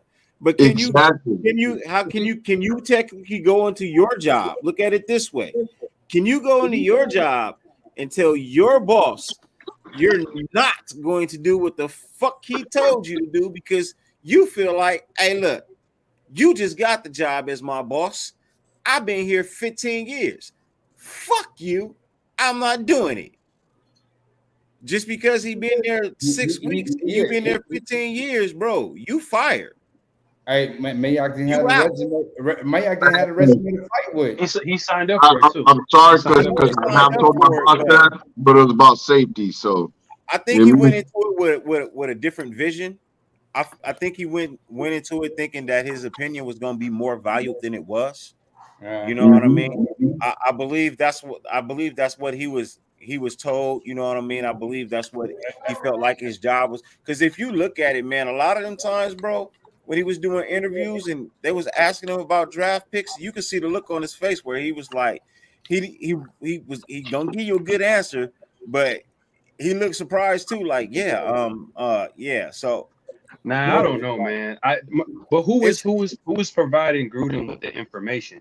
At the end of the day, Mike Mayock, he plays a part in this too, because It's he's the one Gruden. that Yes, he does. you know what I'm saying. It's He's the one a providing lot of the Gruden. scouting I'll tell reports. you. He's providing the players. If I remember correctly, I remember when Josh Jacobs got drafted and Mike Mayock was I heard interviewed. about it too. Yeah, I remember He was like, he pretty much was like, oh man, all I had to do was show Gruden a clip of Josh Jacobs, and bam, we got him. I knew he was gonna like him. So you could tell the dynamic was basically, I'm gonna go scout players and I'm gonna show Gruden the players that he likes. You know what I'm saying? But So sometimes if I show you a player, you know what I mean, and I think he's a third round talent. I'm showing you a third round guy. You know what I mean, and you take him in the first. You know what I mean? Look, one thing that how many people up here believe in horoscopes? I mean, Just be Not honest. me. not me, bro. Yeah, okay. So Oh, I oh, believe to an extent, you know yeah, what I yeah, mean? yeah, Because I follow you. I'm not a full on horoscope guy. I'm just saying I believe in to an extent, There's like coincidence. birth signs. You know what I There's mean? Right. coincidence. Yeah, Yeah, there's yeah. So coincidence. look, my birthday is August 17th, right? John Gruden's birthday is August 17th. You know what I mean? We have the same exact characteristic, bro. One of the reasons I'm not a head coach at the high school level. You know what I mean? When I get into that power range on the field, bro, something kind of different flickers, you know what I mean? And you're in charge, and I don't want to hear shit because I'm a Leo, I'm the king of the jungle. I brought you here for your advice. I didn't bring you here to teach me. You know what I mean? What I've gotten better with that in my age because I can realize it. You know what I mean? He hasn't realized it yet. He's still. You also got to remember he's still mad about being traded last time when he was here, and he had no control over that. You know what I mean?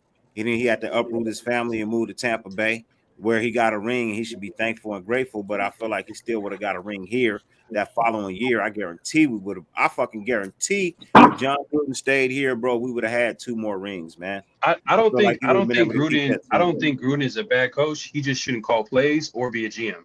That's Yeah. it. That's it. Simple. You know what I'm saying? I think Definitely shouldn't be a GM. he should Definitely. not be a GM, and Not be a definitely GM. not. Plays, And he's but never he he's should ne- be a GM. he's never been a good play caller though. I don't. Do you guys remember him ever be a good play caller? He's always had struggles with calling plays. Like late in the season, he gets repetitive with his play calling, and that's why Josh McDaniels is going to be a breath of fresh air because we're going to get an elite play caller.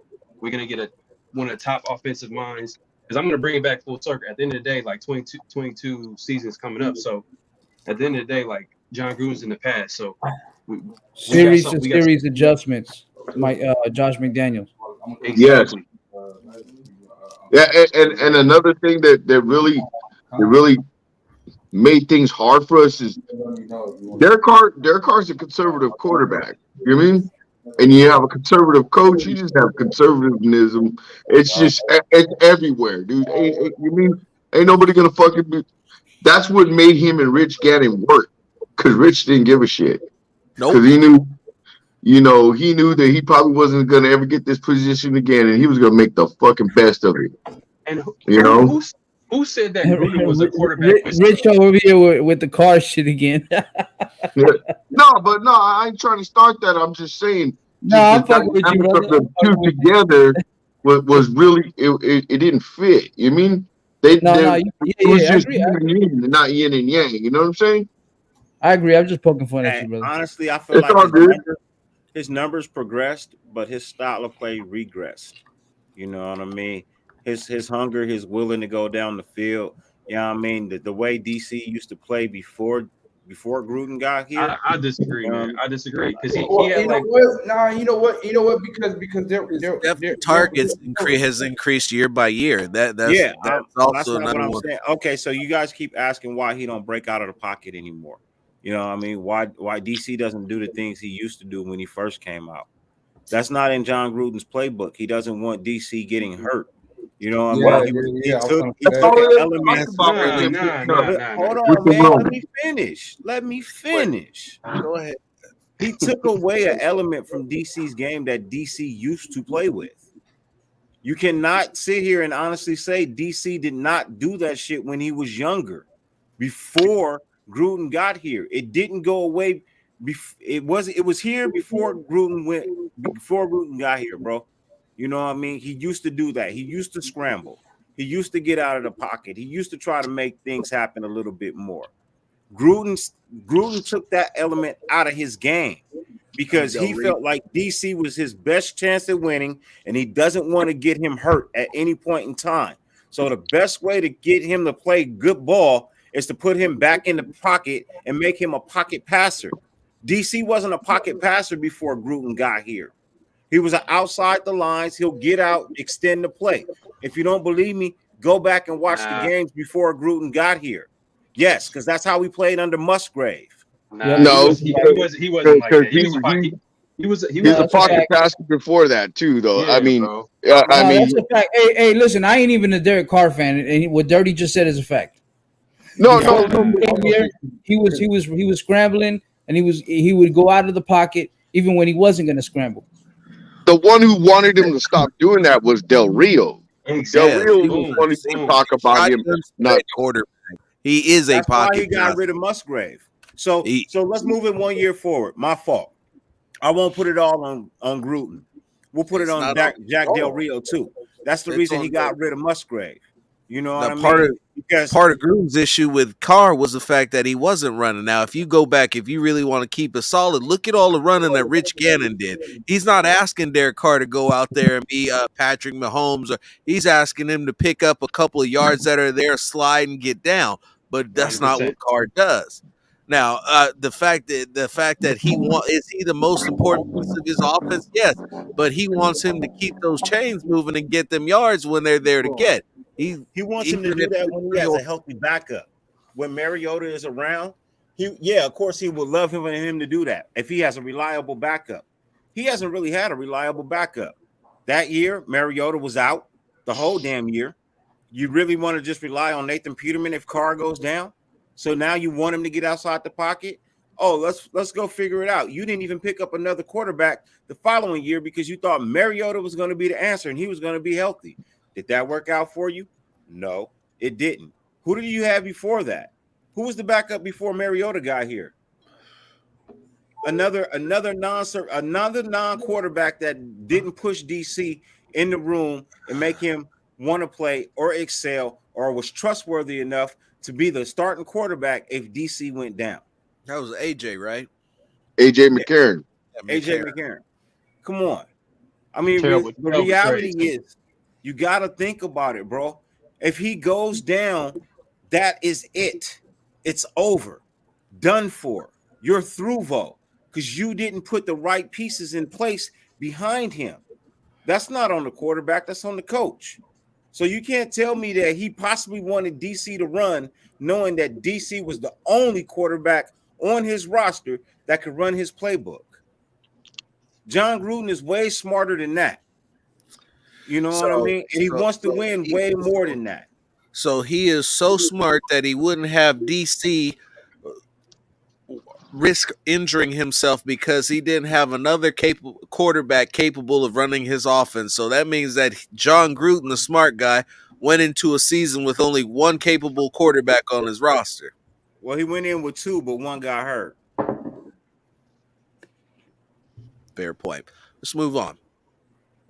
So then let's focus on this next year, right? If we let go of Mariota and Peterman's gone, we already know that. If we let go of Mariota, who do you guys want as a backup? He's not under contract. That's what I'm saying. Who do you want as a backup this upcoming for DC? Honestly, that works too. But honestly, with McDaniels, the way he coaches up quarterbacks, I mean, I don't think it matters. Well, it matters. It matters to a certain extent, but what I'm trying to say is that he prepares the quarterback. Whoever's in there, he's going to prepare that quarterback. Right. Well, I'll tell you why it matters. Why it really matters on who he brings in, because DC only excels when there's somebody behind him that can push for his job. When there's nobody behind him that can push him for his job, he's not being pushed to his top talent. You know what I mean? You're not getting everything out of him. And he's admitted it. You know what I mean? And you can see it in the way that he plays. The seasons that he's thrived and he's excelled, he's had someone in the room that is there that's kind of pushing him a little bit. You I know think what I I mean? think I think there's bigger things that affect Derek Carr's play, but I see what you're saying. I see what you're saying. But I think it's safe to say with a new coach, you're definitely going to get a new quarterback that's in the. You need a backup. You can't play with just one. I mean, you're fucking done if he gets hurt. right. I'm right, with right. Brissett though. That's the guy that I had. Yeah, I'm good with that too. I'm good with Brissett. I'm good with Colt McCoy. I'm good with Fitzpatrick. Colt McCoy. Fitzpatrick or Fitzpatrick could work. I'd be cool with Brissett. And I didn't even get a chance to dish on a couple of things that you said. One, Mike Mayock said we can make excuses for him, but when John Gruden got fired, there was nothing stopping him from making any moves whatsoever, and he still did nothing. True. The 2020 draft class by itself, everybody responsible for that draft class should be fired. Every scout, every GM, every coach, everybody who had input on that draft should be fired. True. And I Mike think they Mayock all are came out. now. Mike So, Mayock did come out and said that Arnett was like 100% his responsibility. Like he's the one that did all the research, the background checks. He's the one who signed up on If that. that's the case, that's why he's out. That's They're all out. They're all out. Job. If that's the They're all truth, you deserve to lose your job. Yes. Because you cost us so much motherfucking money. You made us look so fucking bad, bro. You made us look so bad with that pick, bro. And you're gonna be paying those guys for years. Henry Ruggs is sitting in jail collecting money. Hey, everything that the NFL was afraid of was gonna happen to an NFL team. Fucking David Arnett did it all by his goddamn self. I don't know if he had three playing football player or a football player playing gangster. I have no idea what this dude is. I think he just wants to be a rapper. Yeah, that fool nearly had a pound on him, bro. A pound. He's trying to be cool. And then he had a half pound of snow. Yeah. But didn't he have like 5 wrecked cars in 1 year? He wrecked 5 rentals in 1 year. Yeah, I was like, And when I say rapper, I mean Tekashi 6ix9ine. Too many people. What's crazy? That came out when Henry Ruggs situation happened. We didn't know about it until like a year later. Yeah, which is crazy. Mm-hmm. Like, oh, by the way, you got another guy who can't drive on your team. and then you get another one. You got another guy who can't drive on your team. He found passed out in his car in the parking lot. Oh, not to mention we catch him 5 days later doing $150 down the freeway. Yeah, $110 down 215. Yeah. Like, okay. Fucking cool, Kev. Jamarcus Russell tells Arnett, "Thank you for taking the #1 spot." Right? I'm sorry. I don't know. Nobody ever take the #1 spot from you, bro. At least he played. Let me ask y'all a question. If going into the offseason, obviously free agency is coming around. Obviously we need a #1 receiver. Who do you feel like with McDaniels and Ziegler at GM? Who do you think they're going to target? Obviously the obvious. Let's take Adams out the equation. Who's going to be like the #1 target? I think you're going to end up with I honestly believe we're going to end up with Allen Robinson on a nice friendly deal coming out of Chicago, simply because he has a rapport with Champ Kelly. You know what I mean? I think that might work. Allen Robinson just wants out, bro. He just wants a quarterback. He's been saying that for years, bro. He just wants a quarterback. You know he's been true, bro. Look at his quarterbacks. Who's been throwing him the ball in Chicago? Don't look at me sideways. It's a good point. Don't look at me sideways. Who's been throwing him the ball in Chicago? No, well, he had Dalton. Now he had Fields this year, but Fields preferred Darnell Mooney. That's the problem. Yeah, he did struggle this year. Yeah, not that, but Allen Robinson's he got a little slower though too. Yes, You he hear me? has. I mean, he's a Bro, big bro, you talking about the first round to pick, me, right? he's You a talking better about the version of first Brian pick? Edwards and Zay Jones. But that's the type of receiver that he is at this point. I'll tell The you, one he can thing get that the slower. Raiders are truly lacking is a true speed guy that they can get the ball to consistently. Now, Tyron Johnson can be that guy, but Derek's got to throw him the ball. You had Djax on this team, and he was getting open, but Derek has got to throw him the ball. And I don't want to bring this back to Derek because honestly I'm tired of talking about Derek. But at some Right? point, in terms of utilizing the weapons that you have, the receivers can't throw the balls to themselves. They Yeah, can't throw. They can't hit You, themselves in stride. And a but lot of you these deep balls are coming up short and underthrown and ending up in long gains instead of the touchdowns that they should be.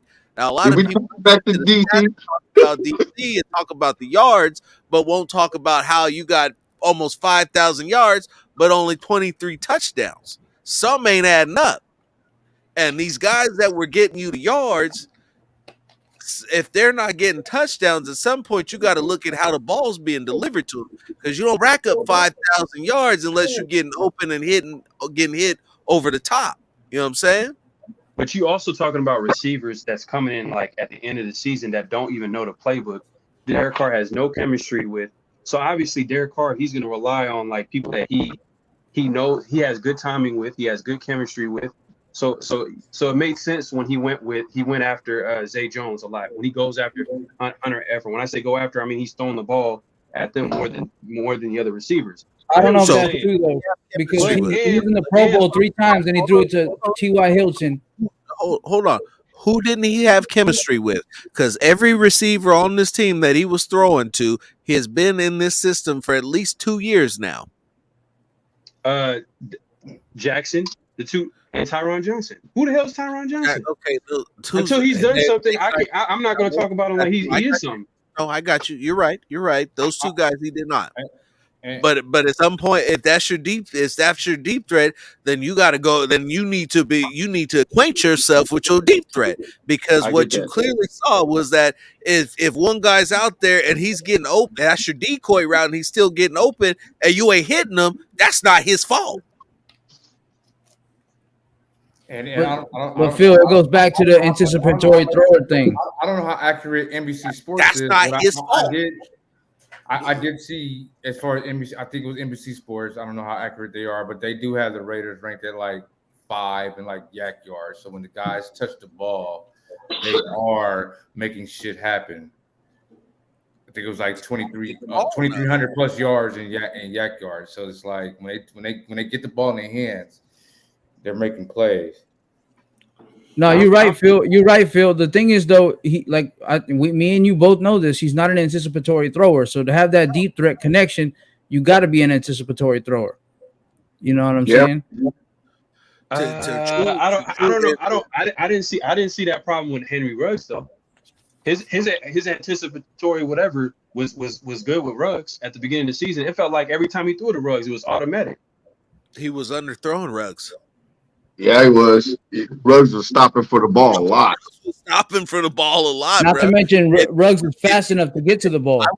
So to swing this in a positive direction, I would encourage you to go back and look at those throws. Don't look at the touchdowns. Look at the long throws, and look at the placement of those long throws and where the defender is in relation to Ruggs and how he slows down to wait for the ball and the plays that he has to make on the ball because he's not being hit in stride. And that's always been my number one greatest criticism of Carr is that he does not hit guys in stride. The 50-50 YOLO passes, that giving my guys an opportunity to make a play is cool, but it gets guys hurt and it doesn't put guys in the best position to continue making the play. Well, will you agree that Derek Carr is one of the best deep ball throwers in the league? No. No, You don't think he's one of the best deep throwers He in the league? doesn't. No, that he thing doesn't. hangs in the air way too long. It allows defensive That goes backs back to to fucking. the point that I'm just making, and I'll say this because when they come down with the ball, that's a completion. So that's a point in his favor because they came down with the ball. The yardage makes it look great. So if I catch a ball that you throw D, you throw a ball 40 yards and we play 3 flies up and I jump up, I catch the ball, you tackle me right there on the spot. That's a 40-yard completion. That looks great on the stat sheet, but that's not a touchdown. See, and the thing is too, man, I would be saying a lot more about Carr right now, but because OG Violator told me today, stay positive, dog. You know what I mean? That's why I'm trying to avoid the conversation. But I would be actually having rebuttals for what you're saying, Pharaoh, as far as that whole thing, because he leaves a lot of air in those balls. You know what I'm saying? If you want to look at somebody who could throw a ball deep, Josh Allen could do it.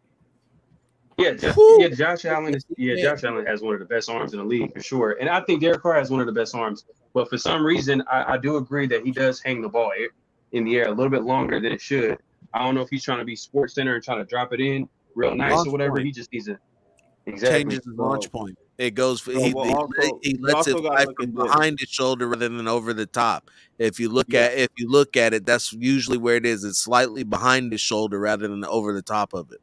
Look, it's going to be a combination of a few things, you know what I mean? But this is a stat that's really unavoidable, and this kind of has to get fixed on its end too, right?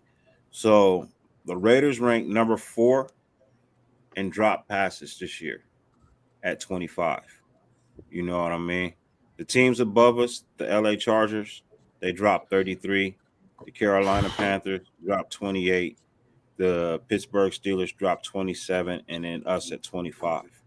You know what I mean? That's how do they come up? Are those catchable passes or those are catchable passes? Their hands, and then it's just honestly, it's some weird. It's some stuff how they critique drops because they'll give you a criteria for it, and then you can go back and you can watch tape and you'll find a bunch of stuff that missed it. I know they only give Waller credit for what, maybe 7-8 drops. I watched him drop 5 passes in person in Vegas in week 1. I watched Waller drops a shit ton of balls. Yeah, this year at least though. I think he's only credited for like 5 or 4. I watched him drop 5 balls. No. He dropped way more than 5 and 4. He had 6 before he got hurt. So. Yeah, you go to NBC Sports, they only credit him for like 5. You know what I mean? Yeah. So that's what I'm saying. I mean, if you're looking at this, bro, you know what I mean? That's a lot, bro. You know what I mean? Let's look at the bottom team, like the Seahawks. They say they dropped 9. You know what I mean? Come on, everybody knows the Seahawks dropped more than 9 passes this year. You know what I mean? But the other numbers, like 21 by Tennessee, you know what I mean? 20 by Kansas City. I mean, these are still numbers. You know what I mean? There's no way in the world the Detroit Lions only dropped 13 passes and only had like 2 wins, bro. Like, there's no way, bro. But they got some talent. They got some talent over there. They do got some talent. But I'm saying, even with skewed numbers, we're still in the top 5 teams with drop passes. Right. You know what I mean? You can't leave all of that on DC. Yeah. You up? All right, I'm coming right now. But so Allen Robinson is going to be the target. Any other receivers? I mean, because what my concern is with this offense, because I was thinking about this, I'm like, with Josh McDaniels' offense, a lot of receivers struggle. It's almost like the type of receiver they want has to run like certain types of routes. I don't know what it is, but it's not every receiver could come into this offense and be productive. So I'm not sure who that is. I mean, maybe they might have to. I remember I was talking to Solomir and Wasted Talent about this. I threw out I think it was the name Brandon Cooks from the Houston Texans. Yeah, because he played in this offense. He's productive. Yep. Whoever is going to be our receiver, we're going to have to pick up some talent, some receivers that played in this offense because I don't see Edwards. I'm not sure if Edwards is going to make the team, honestly. I think you know one of the things is you don't need. Go ahead, Sol. I think.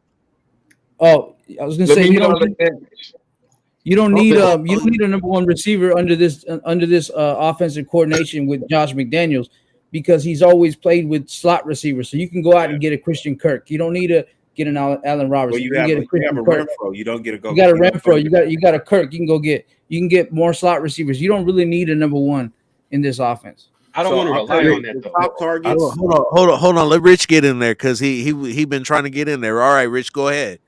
All right, I'm gonna say this: if you run routes for Brian Edwards, when they run routes for him, when he's not running post, when he's not running these fly routes, he's fucking good.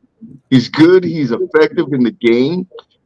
Let him run the fucking routes. Let him run possession routes. I think Josh McDaniels is smart enough to know that he needs to run possession fucking routes. The problem is you have a possession guy running speed routes, Yep. and that's not what he's there for. That's not what he does well. Exactly. And people say, oh, he doesn't get separation.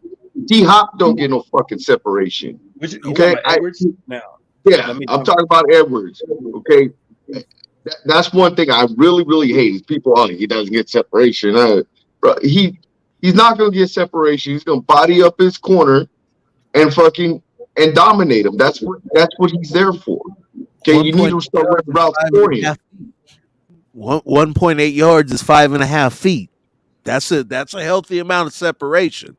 Now, Yeah. dudes got long arms and they make plays in short amount of spaces and times, but 5.5 feet is still a good amount of space. So can I address this offense real quick that he asked about? And I think you might agree with me. You know what I mean, Phil? I think you might agree with this answer. When you watch this offense that McDaniels has, his main targets are running backs coming out of the backfield, tight ends, and slot receivers. The only time he uses his outside wide receivers is most of the time down the field when he's already opened up that part of the game. But that's why he always keeps a three-headed monster in the backfield. He always keeps three running backs that all do something different. You know what I mean? He doesn't look for one running back that has it all. He looks for three running backs that can all do something different. That makes it extremely hard for you to game plan for. So the need for a number one wide receiver on the outside is really not necessary in his grand overall scheme of things. You know what I mean? Because he can get it done just like he did it with Aaron Hernandez and Gronkowski. You know what I mean? Or how he tried to get it done with the boy that came out of the Chargers, and then Juhanu Smith. You know what I mean? Juhanu Smith didn't really pay off as much as John Smith. He came from the Titans. He came from the Titans, but you know Eric Henry. You know what I mean? Or Hunter Henry. I'm sorry, Hunter Henry. That came from the Chargers. You know what I mean? Yeah. He panned out over there for him, but Jonnu Smith did not.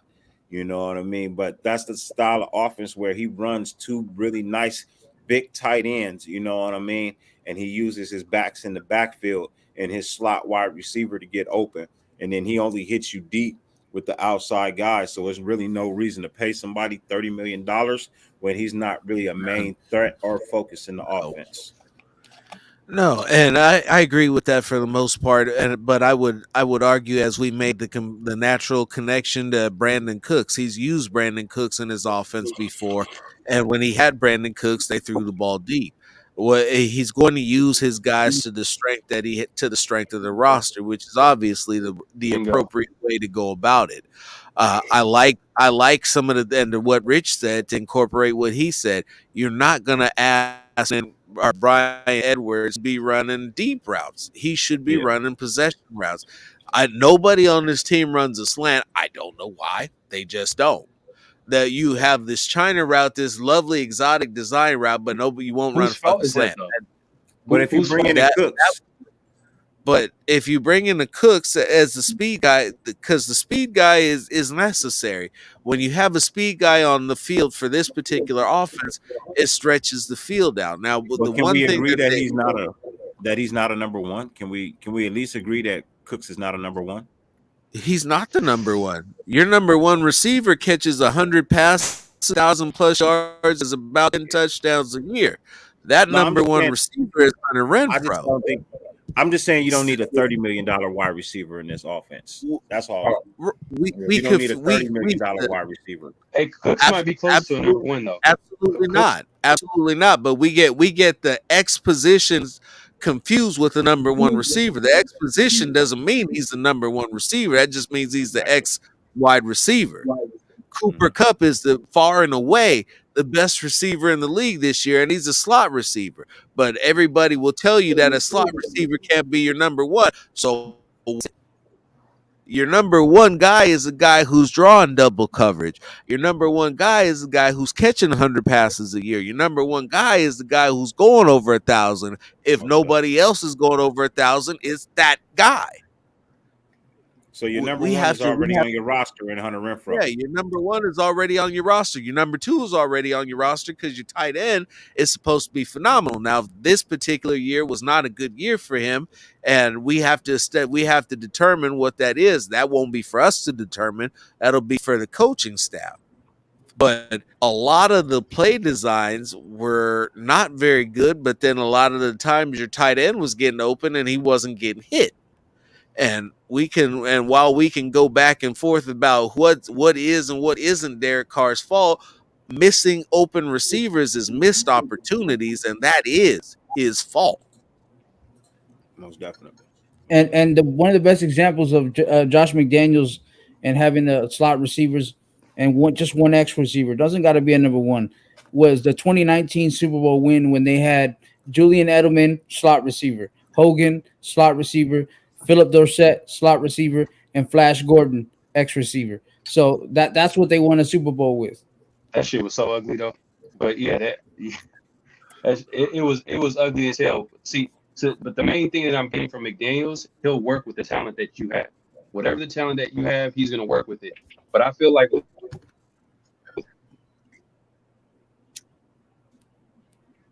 hey fellas, I appreciate you. I appreciate you guys having me on like always, man. Yeah, I mean, hey, Dirty, you know it's nothing, my man. Do what you got to do, my man. Yes, it's all sir. good. Hey, Take care of life. Hey, something dirty. If y'all not subscribed and like to my boys Unfiltered Truth, I don't know what the fuck y'all doing. You know what I mean? 20 away from 1,000. Y'all need to hit them bells. Then we need to get them watch hours. Hit them subs. You know what I mean?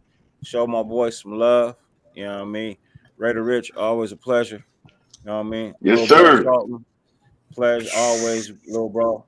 Pharaoh the East, man. Pleasure to finally meet you and speak with you, bro. I always see you in the chat, man. So if you still around, man, nice to meet you, bro. Hey, truly, Tony. Patreon phone tonight. Patreon phone tonight.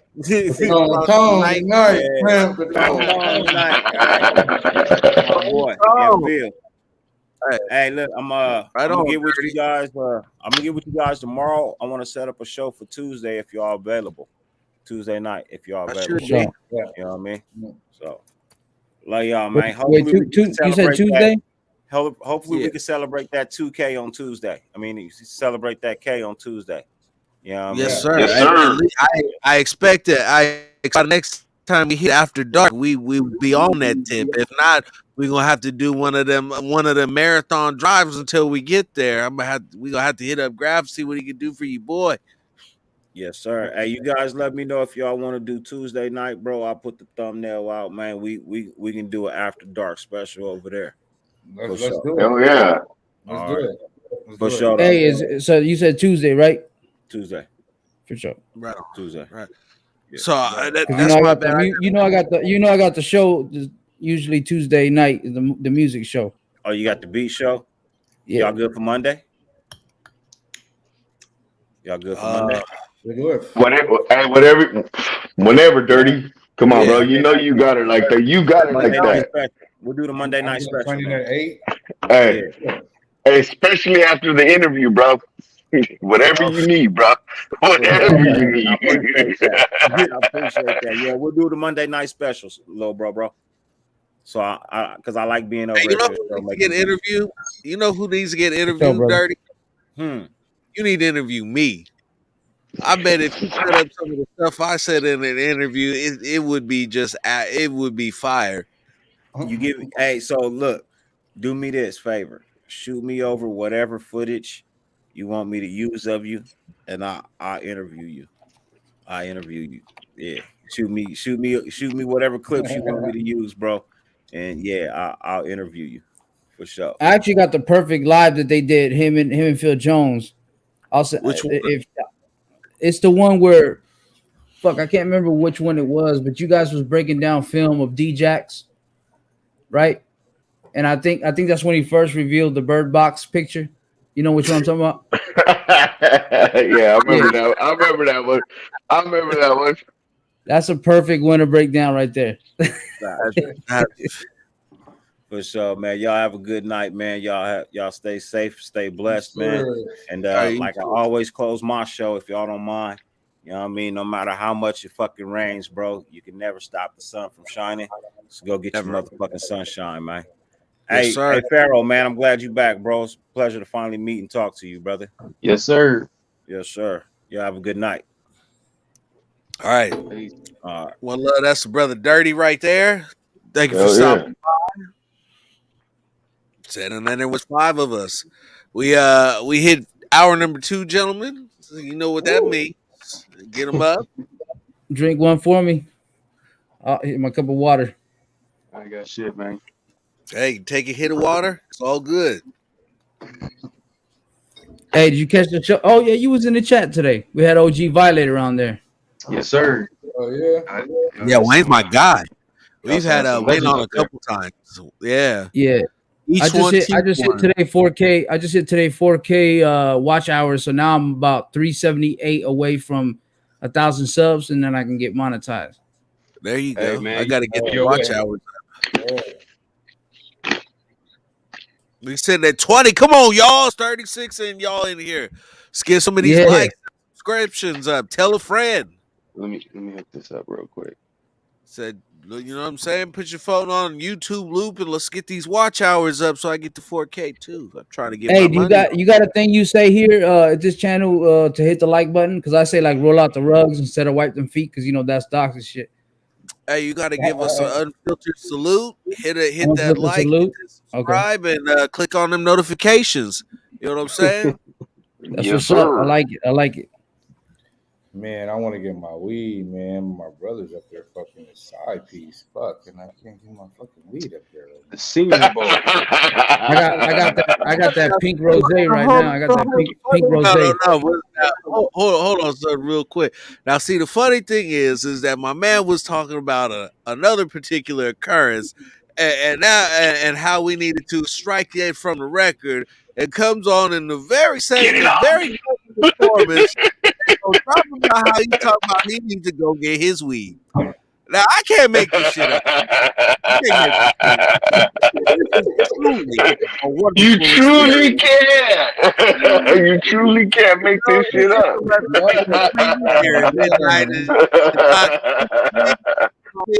Calling it what it is, and my man has got a need. And my man needs to go out and get his weed. I need my medicine. I need my medicine. I feel you, dog. The other night I was like that. I hadn't had it for 2 days. That wasn't because I was broke. It was because it was dry over here. You know what I mean? There wasn't nothing. So, but I just read up on some pink. What's up? Yeah. Florida back. Setting the movement back. Look at you. So yeah. I just read up on that pink rosé right now from Cookies. Oh shit. Hey, where you at, Sultan? Florida. I'm from Vegas, but I moved to Florida like 11 years ago. Okay. So how are you making it out there in Florida? Because weird shit happens in Florida that doesn't really happen anyplace else. Nowhere else. What's funny about that is, so the thing is like, right, because crazy shit happens everywhere, right? But Florida's like one of them states that allows you to have the mug shots, the description of what they did, their whole criminal history. So you could put that shit up on the news and be like, holy shit. But realizing that other states don't do that. They don't put the mugshot out with the criminal record that they just had or whatever. And so it makes Florida look, you know what I mean? But I think a lot of states are crazy. It's just that, because they allow you to expose everybody's shit. And I think that's why, it's crazy like that. No, I think Florida crazy though. They just don't give. No, yeah, it is for sure. I think it's crazy too. Now, real quick to answer Mike. So, Mike, I haven't got a chance to look at the Senior Bowl. I did record it, and I wanted to go down and really give it the proper look over, especially since I watched practices to see what everybody was doing in practices. So, I was able to make that comparison, and I probably have that for you Monday or Tuesday. And your boy Philly Phil was out there too. Yeah, he was. Phil was out there and he watched it firsthand, but he left before the game. He only watched practices. Right on, Mike. Yeah, I appreciate you, brother. Okay. For sure. I always tell everybody on my show, man, one of my favorite channels to watch is Unfiltered Truth. And I tell people to hit the subscribe button over here because we think a lot alike. You know what I'm saying? I'm just kind of nice and I don't like to say a lot of the shit I want to say. You know what I mean? Maybe I should, but Nah, don't hold back, man. It is what it is, you know. Your opinion. You got to say what you want to say, but you got to understand. You got to understand everybody ain't gonna like what you have to say, and that's the reality of it. A lot of people don't like what I have to say. I got no filter. Believe that. And everybody don't like what you got to say either. Yeah, but right. The truth is the truth. And that's what it's always gonna be, and that's, you know what I'm saying. Mom's taught me about that from a young age. The truth is the truth, and it don't matter. Hey, but you know what's crazy though, Bill, is that when I first started doing the videos and shit, and I would talk about motherfuckers would like make threats and shit, like talking about they want to come after me and this and that. I'm like, brother, you're gonna really do? Yeah, I mean, like, Raider Nation is supposed to be family over a quarterback, bro. Like, this shit is crazy. I think there's extremists. I think there's extremists on both sides. You know what I'm saying? Because somewhere in the middle, somewhere in the middle. You know what I'm saying? So you right. Phil, you right. Because you made some points where I was like, yeah, I agree. Like, Carr does underthrow the deep ball. You know what I mean? I agree. I agree that Carr does turn the ball over a lot. You know, he fumbles the ball a lot. But also, you know what I'm saying? There's also good things about Carr. And I think at the end of the day, like, you know, we're just tired of losing. That's probably what it is. I agree. I agree because you know what? A lot of people, me myself included, it's not that I dislike Derek Carr. I dislike the people who just on some bullshit about Derek Carr. That's what I don't. Let's be real. Like you said, it's not all bad. It's not all bad. No. A lot. I could go and I could pull. I could easily take the numbers he's got, trump it up, say, and throw the same diatribe that we've thrown out before. The reality is that they've put a team around him twice now. At minimum, he's made the playoffs with two different teams. In 2017, the team returned 6 out of the 7 Pro Bowl players. What team that's returning 6 out of 7 Pro Bowl players only wins the amount of games that they won in 2017? The season was over at week 3. At week 3, the season was over. But let me talking about when JG left? That was week 5. Let me say something to that 2017. After they lost to Washington, the season was over. Oh yeah. Let me say something to that 2017 season. Actually, that 2016 season. A lot of the games that they won were pretty close. A lot of those games were pretty close. And then if you keep playing a lot of those close games, it's going to even out. So what happened is, you know, and on top of that, Del Rio's dumbass going to go change the offensive coordinator. He's going to fix something that wasn't broke. You know what I'm saying? And that combination, you know. So you're saying that was unsustainable. It was unsustainable, right? That's what you're saying, right? I mean, because I'm gonna say this one, bro. In 2016, we was winning those games by touchdowns. In 2021, we win them by field goals. You know, hopefully the improvement of these the coaching staff, and we have a good offseason will help. That was on Rio. Del Rio decided to make that change. Don't blame Downing. That was not his call to make. That was Del Rio's call to make. Hey, and look what he did to Tennessee. And look what he did to Tennessee. Yep. Yeah, so obviously he ain't all bad either, though. I mean, he was the number one seed in the AFC, so he ain't Motherfucker, completely bad. listen. You give me Derrick Henry for half a fucking year, and I can make the playoffs too. AJ Brown, Julio Jones. Julio You know what I'm Jones. Okay, saying? okay. That defense was actually one of the best defenses in the league too. Yeah, Well, that's what pressure is your run supposed to game look makes like.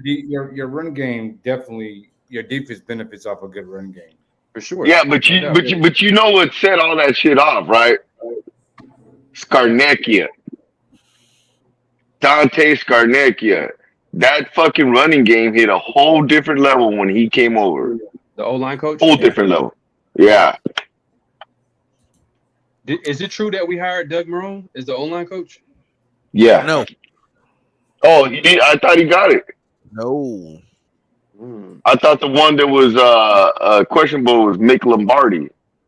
Neither one of them has. Nobody's been hired. Nobody's officially been hired except for Edgar Bennett, Patrick Graham, Bo Hardegree. Bo Hardegree. I think that's it. Nobody else has officially been hired. Don't worry, the NFL got us. NFL got us. Don't worry. They're gonna give him someone good. But whoever's the OC really don't matter at that point. I think it's going to be a de facto OC because I think Josh McDaniels is going to be calling those plays. Yeah, don't matter. So it'll be so if that's consistent with everything they said about the way they run the Patriots organization, it'll still be somebody who's good. They'll be bringing him along so that they can groom him for the coaching position, and they'll be grooming him to move on. So he's going to come in and he's going to be able to have a dynamite offense or be able to implement the design the way that it's supposed to be implemented in whatever capacity is that he serves to Josh McDaniels. You feel me? Yeah. And that's one of the negatives too with Patrick Graham is that he might be one and done. You know, because he was getting head coaching interviews this year, and if he does a good job with our defense this year, then he's probably gonna be a head coach next year. He's going to need at least 2 years to get a head coaching job, and the reason why I say that is because you're looking at another type of situation that you have with Bradley. You got a guy coming in who's basically going to have a massive turnover on the defense. Does he have better pieces to work with now than what Bradley had to work with when he came in? Yes, he does. But he has equally as many holes to fill as he did then because there isn't a defensive tackle on this roster. Now, there's not a shit to. Now, we all talk about how much money the Raiders have in cap space, but there's not a lot of money when you look at a defensive line position that has no depth whatsoever. And we need some man corners too. And you need man corners or at least you need depth behind them because the rest of the guy you can bring back Face on, but honestly, he's probably going to go to Indianapolis with Bradley too. So now you're looking at replacing everybody. You got back down to Trayvon Mullen, Nate Hobbs, is Amik Robertson still under contract? He should still be under contract. And that's it, I want to say. And so going back to how we started when we talked about Graham and his fluidity with the defense, you know, being able to adjust and talking about those type of things. What's going to be the priority in the draft? Like as far as what side of the ball is going to be a priority? What side is going to be a priority? You have to. They gotta fill the defensive tackle position. That's got to be number one. Yeah. So I got John Ridgeway from Arkansas. He's a good nose tackle. Phil was also saying the guy Who'd you from say John Ridgeway. John Ridgeway. Is that for the first round pick? Second. Nah. He can. Second? Because Devin Lloyd I got in the first. What happened to Jordan Davis? So Jordan Davis is the thing about him, bro, is he's the motivation There's factor. a 2-down tackle. Yeah, he's a 2-down tackle. Yeah, 2-down player. So the second best available that you can realistically get in the second round would be John Ridgeway. Is honestly though, is this a good draft for D tackles?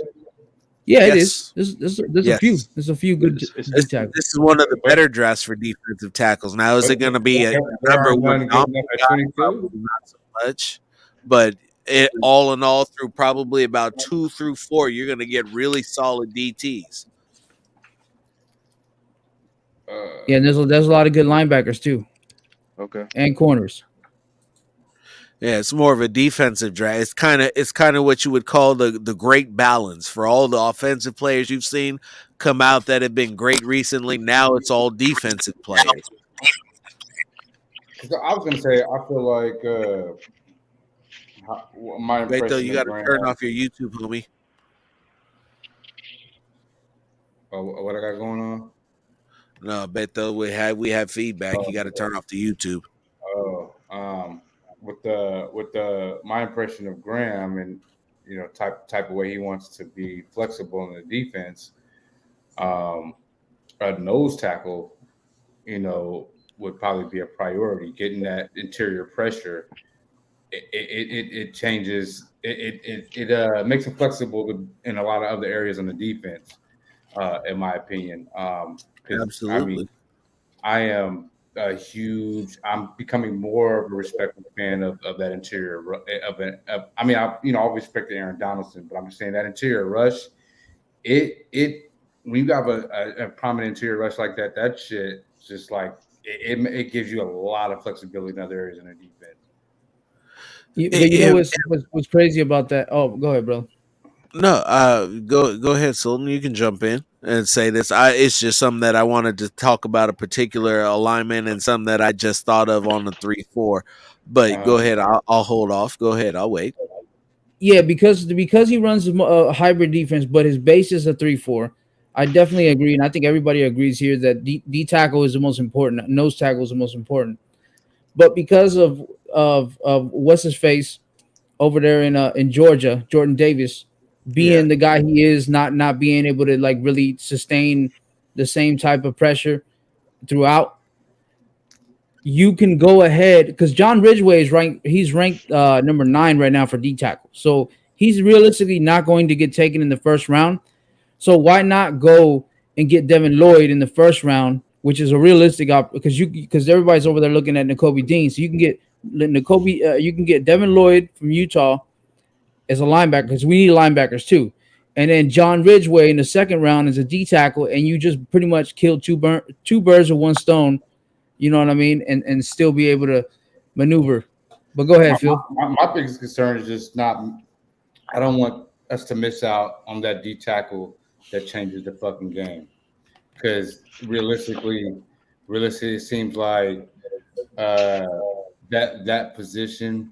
I don't know how much it's valued, just as far as opinion, everybody's opinion. But that interior rush, that shit just, and especially in our division with the kind of quarterback we got, like I feel like that's an important thing to have. I think that would be a priority. In my opinion, that would be a priority. You want to touch on So, this, question. Pharaoh? Oh, go ahead, Rich. Because what I'm more worried about is more of a three tech. Because a lot of these because we're gonna spend most of our time on defense in the nickel. So last year I did like that they had basically two three techs. Playing in the middle of the defense. And getting that interior push. Um, I'd kind of like to see a little bit more of that because I mean they were getting pressure all day long. You see even what Phylon did at the three. So I want some more of that, and I want better of that because we have the outside rush. Let's get more of that. And doesn't that make us more flexible as far as what kind of money we spend on the back end of the defense? You know what I mean? When you got that interior, when your interior rush is dominant, I think we spoke about this. Like, look at like the 49ers. Like, it's like their secondary. I know Garbage. not a fans. Their biggest like criticism is their secondary, but their front seven is so Dominant. fucking dominant. Like they don't even have to go out and spend a lot of dollars on their secondary because their front seven is so great. No, I agree with all of that. And the thing you got to take into consideration is this: is that the most susceptible position you need a nose tackle in this league. And as I was sitting here thinking about it, because the easiest lineman to take advantage of is the center. He's the only guy that does not get to keep his eyes on the man in front of him the entire time and has to do something other than take a step forward to block him. Phil's guy was the defensive tackle from UCLA, and he said that he could slide him down the nose tackle. And the more that I think about Jordan Davis, and we talk about a two down lineman, why wouldn't you play him at nose tackle and then slide him out to the three technique, and he should be able to penetrate it to them both, and you won't need him to do more than two plays, because by then you'll be in the nickel, and then you can bring your pass rushers in to play your sub package anyway. In a perfect world, that's how that would go down, because that guy getting penetration up the middle can ruin an offense from the snap.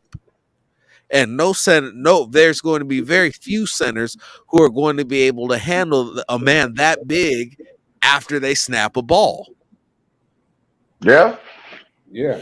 that's some good thought. And I mean, I'm becoming such a big fan of this interior rush more and more and more because, It's the way to go. I'm not the capologist that Rich is, things like that, but I do, but I do understand that one player does make a difference depending on where they're at, and I know, and we could say what we want about the Rams defense, but Aaron, Donaldson makes that shit make sense. Aaron Donald, absolutely. He And makes there's it make sense. You know what I mean? Like Ramsey should be fucking grateful that they squeezed him in under the salary cap. I don't know what their shit gonna look like next year, but I tell you what though, a defensive tackle like that, somebody that fucking wrecks shop for a couple downs, coming in the interior up in the middle, that shit makes life a lot easier where you're looking at the back half of your defense. You're like, okay, I don't have to have this deep. I don't have to have this player, this player. I just need you to do your job. You need to do your job at a rate that it makes sense for our cap. I think, man, I think Mark Davis, obviously he wants to win now, and obviously they're coming in, they're trying to win now. They're going to try to keep Carr. They're going to all their moves are going to reflect that. I mean, it hasn't happened yet, but I think it's going to happen. When they attack free agency, they're going to try to fill their needs a little bit, and then they're going to try to get the best player available. I don't think they're going to try to go after players where they're going to. They're not going to go after a player that's not going to be helpful like right now. I don't, you know what I mean? Like they're not going to try to go. What I'm trying to say is that like we should go for a player. We shouldn't be drafting some of these players. We should be open to like trading for at least like a proven vet. So I know you guys are looking at like the draft with these D tackles. Why don't we trade for a D tackle? Why don't we trade for a nose tackle? There's some proven available talent. You know what I mean? I think there's when a guy you trade, you got to pay. Yep. That's the big thing. When you trade, you have to pay. And defensive tackle at this point in time in the league is a premium position. If you want a top defensive tackle, you're going to have to pay at least $20 million. That's off top. Not to mention Not only picks. that, We but need to see what Ziegler oh, can go do. ahead. No, go Yeah, ahead. but not only that, but we haven't drafted well, right? And we are paying Cleveland Farrell like $9 million for this year. Now I want Okay. that's a very good point, and I want to hold off, and I want to say this about the draft, and we need to understand this about the draft right now. The Patriots organization drafts well. Prior to the current regime from the Patriots organization, the Raiders did not draft well. This is not the same people drafting for the Raiders. This is the same people who've drafted from the Patriots. From this point forward, it would be safe to assume, based on history, that this organization is now going to draft well. and that's why you don't want to give up any picks. Right. Now, I want to give Beto a chance to jump on here and get in because he's been sitting here patient. I know he's got to have something to say. Otherwise, we're kicking him off. Beto, Yeah, don't suck. don't suck. I was gonna say, what someone was saying. By the way, I subscribe to your channel, so go subscribe to him too.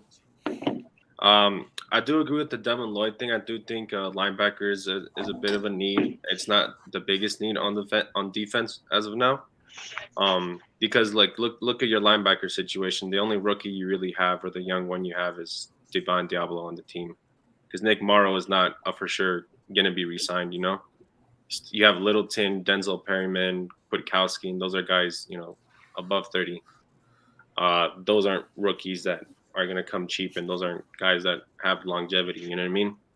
So I do think linebacker would be a position if you can get Devin Lloyd in the 22nd pick.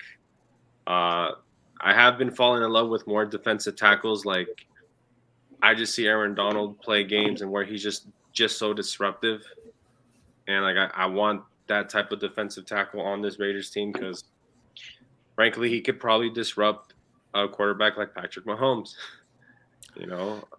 He could, but it's better than the defensive tackles we got right now. I think definitely it's going to be defensive tackle or linebacker for me in the 22nd pick overall, because they messed up with not taking Devin White or Ed Oliver. So gotta clean up the sins of the past, I guess. But they already did that because once again, like I said, and I respect what you said, but it goes back to again what I said. The people drafting now are not the same people who screwed up. Yeah. The people who have royally screwed up through the draft through these last couple of years, they're all gone. Yeah, the people coming in have a different set of habits. But it's hard to predict what they're gonna do because at the end of the day, like McDaniels is not going to be under Bill Belichick, and Dave Ziegler is not going to be under Bill Belichick in that regime. I get what I get what you're trying to say, because obviously they came from that system. So then you're going to just, try to like predict that they're going to just go about how they go about it the way they did it with the Patriots. But you never know. They might go out and do it the way they want to do it. Just like in the press conference when they asked them, "Are you guys trying to bring the Patriots way here?" No, we're going to do it the Raider way. So who knows what they're going to do. The Raider way. I don't know. But here's they've done it for so long in the Patriot system that I would expect that not only do they know how to do it the Patriot, if they do nothing else but bring that way over here and do what they did over there, it'll work.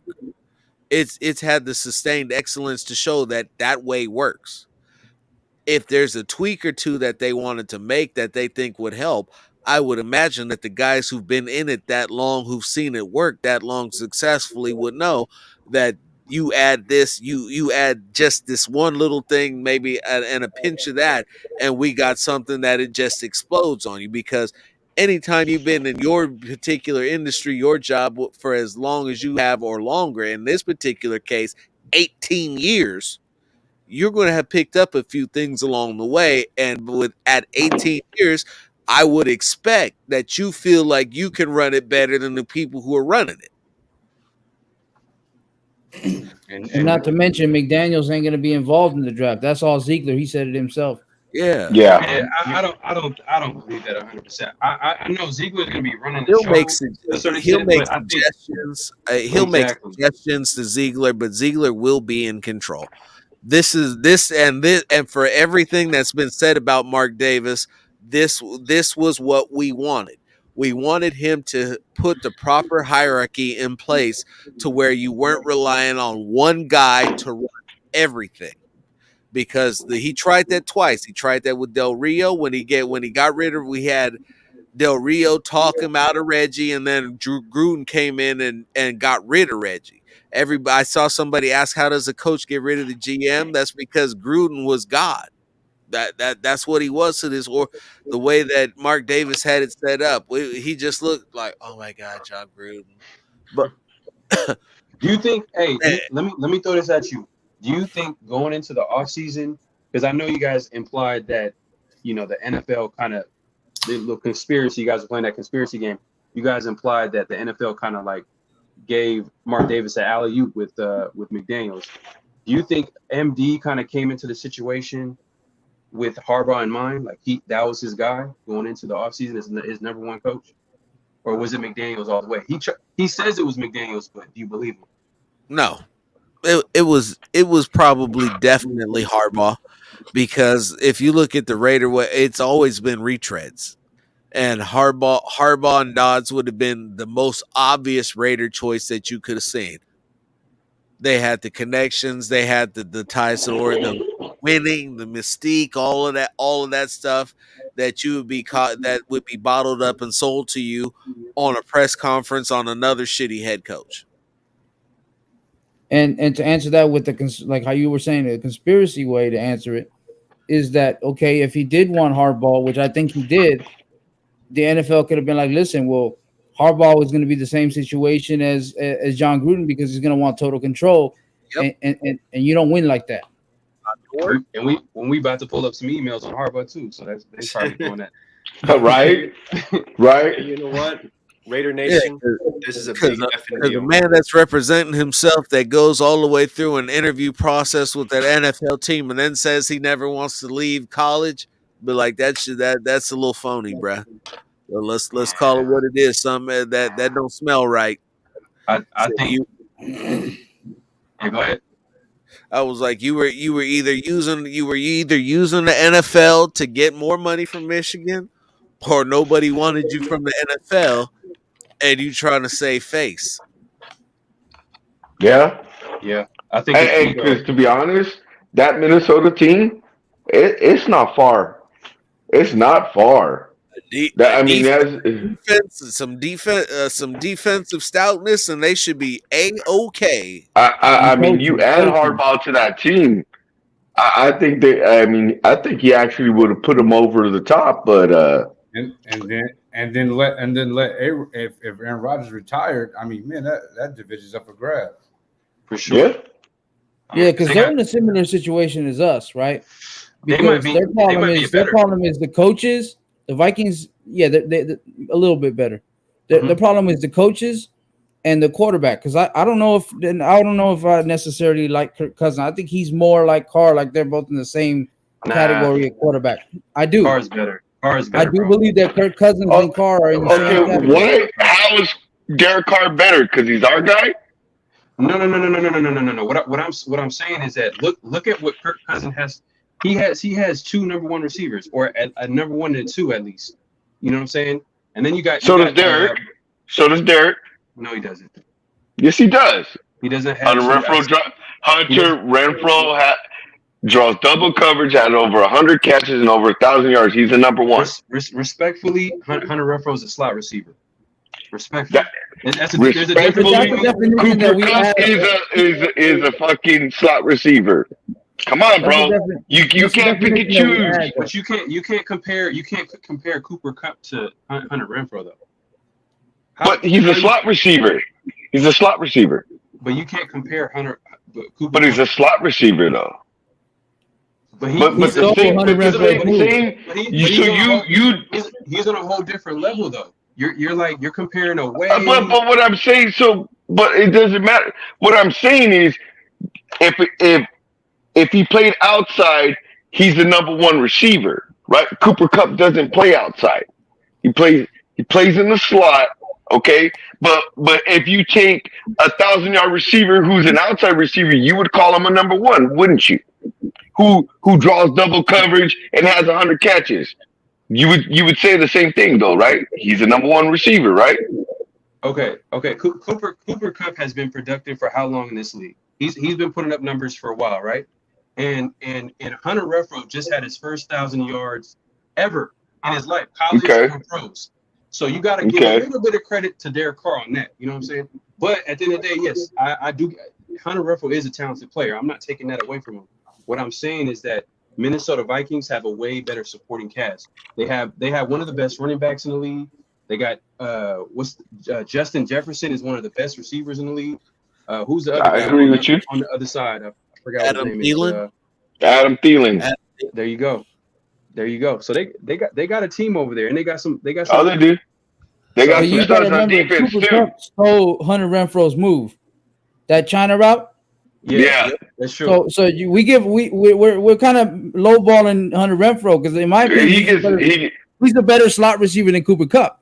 And I'll tell you what, you say that we got to give Derek Carr credit for. I don't give Derek Carr credit for shit when it comes to Hunter Renfro. That's Hunter Renfro getting open, because if Hunter Renfro doesn't get open, he don't get that ball. Man, yeah, Hunter Renfro's a beast. He's the best slot receiver in the league. I get what you're saying, but then so you don't feel like Derek Carr makes players better around him? Do you feel like he No. makes players? No, he doesn't throw Hunter people Renfro open. better. He made Zay Jones Hunter look Renfro serviceable. some better ball placement, Who? and Hunter Renfro got more Zay touchdowns. Jones, he made Zay Jones look like a solid player, and I don't think Oh, Zay he Jones doesn't. Zay Jones Oh, is he does not. consistently open, Oh, and he doesn't throw him the ball. What are he you does talking not. about? Hold on. If Derek Carr could throw his receivers open, Zay Jones on the drag would- route past the left hash as often as he's been open, Zay Jones is your number one wide receiver on a drag route, bruh. Okay, so what is Zay Jones on a good starting offense? What is he? Is he a number one receiver? Is he a number two receiver? Is he a number three receiver? He's a number an four X. at best. He's To me, an X receiver. he's a number four receiver. He's an X receiver. He has a type. He's a possession type receiver. Short yardage routes is what he excels at. That's what he did at East Coast at ECU. And what type of routes was he running with us? What type Deep of routes was he running? routes. deep routes. And whose fault is that? That's not his. He's And doing that's what not- he was asked to do. And that's not DC's. Last I checked, Derek Carr has a lot of control in this offense. Remember how Gruden said, "Oh, he knows the offense better than me." And he Pharaoh, that's why I said Minnesota is the same position as we are, because they have problems with coaches and problems with the quarterback. Kirk Cousins is the same quarterback as Derek Carr. But the talent level is not the same, man. You can't. It's not apples and oranges. See, I agree with what you're saying, Farrell. I mean, Do you believe that Derek Carr is not a better quarterback than Kirk Cousins? He's a better quarterback than Kirk Cousins. I believe so. I mean, that's my opinion. You guys could be like he's the same as Kirk Cousins.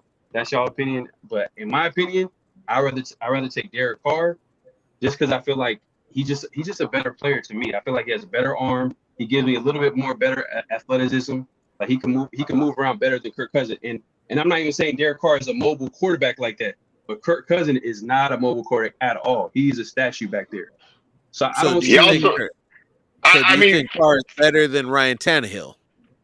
Yes, I'll take Derek Carr over Ryan Tannehill. You'd be wrong.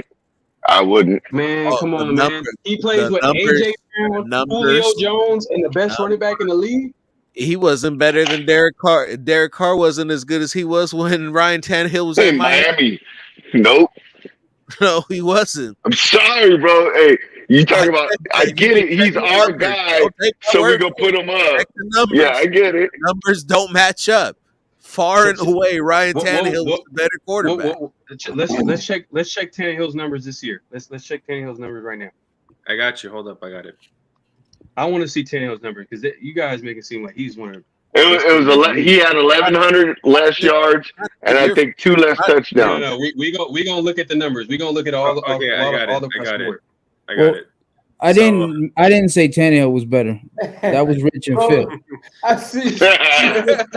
Hey, man.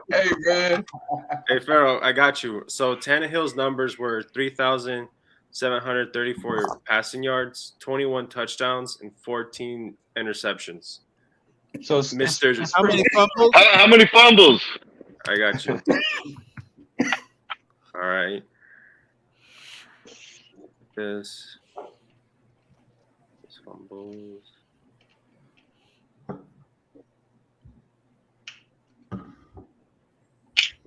Oh, 3. 3 fumbles, so that is 17 four. turnovers. 4. That's 18 turnovers to 21 touchdowns. That's a positive. All right, let's look at Derek. That's my opinion. I'm gonna take Derek Carr over Tannehill. I mean, y'all could take Tannehill. I mean, that's on y'all, but I feel like I would say they're the same. I would say they're the same. They're not the same, bro. They're not the same. I'm not taking any sides. I'm merely pointing to the numbers. I think See, I have Carr ranked at 12th. If you look at the league, I have Carr ranked at 12, which is a positive compared to what all the shit I give Carr. PFF had Mac Jones at 12. Well, I wrote an article on that. Yeah, I you know. should think McDaniels on that one. 13th. Now, the funny thing about I mean, that's why Mac Jones is at the Pro Bowl, right? Mac Jones. Hey Phil, that's one dog. That's one dog. I was close. Hey, Rich, you sounded like Important Rich. one. That was an important one, though. That was the next guy up. Hey, Rich, when you're saying that Mac Jones is at the Pro Bowl, you kind of sound like the fucking Mexican version of Josh Dubois right now. I'm just saying. I mean, I'm just saying. I mean, he's at the Pro Bowl and somebody else is at home. Yeah, You know? I feel you on that. And Hey, look! I'm not trying to dog walk DC. You look, DC's a solid quarterback. See, but a lot of us put him up. Go ahead. Go ahead. No, all I'm saying is, look, I was here before Derek Carr. I will be here after Derek Carr. Okay, I'm not so emotionally attached to him that I can't say that. You know what, dude? He's not better than somebody. You mean it's I'm here for the long run. You mean? And bro, Tannehill, Cousins, you can pick and choose different categories you want to put who in front of who and which not. I get it, dude. But you know what, dude? At the end of the day, they're all the fucking same guy. They're all. You know what I mean? They're all. They're just not better than them. You know, you want to keep it. You want to keep it really. This is my opinion on this too. I feel like, and you guys could disagree with me or not. I don't feel like it's a huge disparity in talent between the top 10, top 15 quarterbacks. And listen to me. I'm saying, yes, I think there's a huge disparity from 5 to 10. There's exceptions. There's exceptions. Disparity. But what I'm trying to say is that they all need the same thing to win. They all need. No, they don't. Yes, they do. No, they don't. Yes, they do. No, they don't. Aaron Rodgers. The last time Aaron Rodgers won a Super Bowl, he had a top level defense. The last time Russell Wilson won a Super Bowl, he had a top level defense. Last time I checked, when Tom Brady was winning Super Bowls, he had a top defense with him. You know what I'm saying? So I think not Pat Mahomes, not Patrick Mahomes. You're underselling the importance of the offensive line more than anything. What they needed has been a offensive line that can keep guys. I don't want to quite say that the Chiefs' offensive line was number one because they weren't, but everybody else has had one of the top offensive lines because your quarterback cannot be great on his back.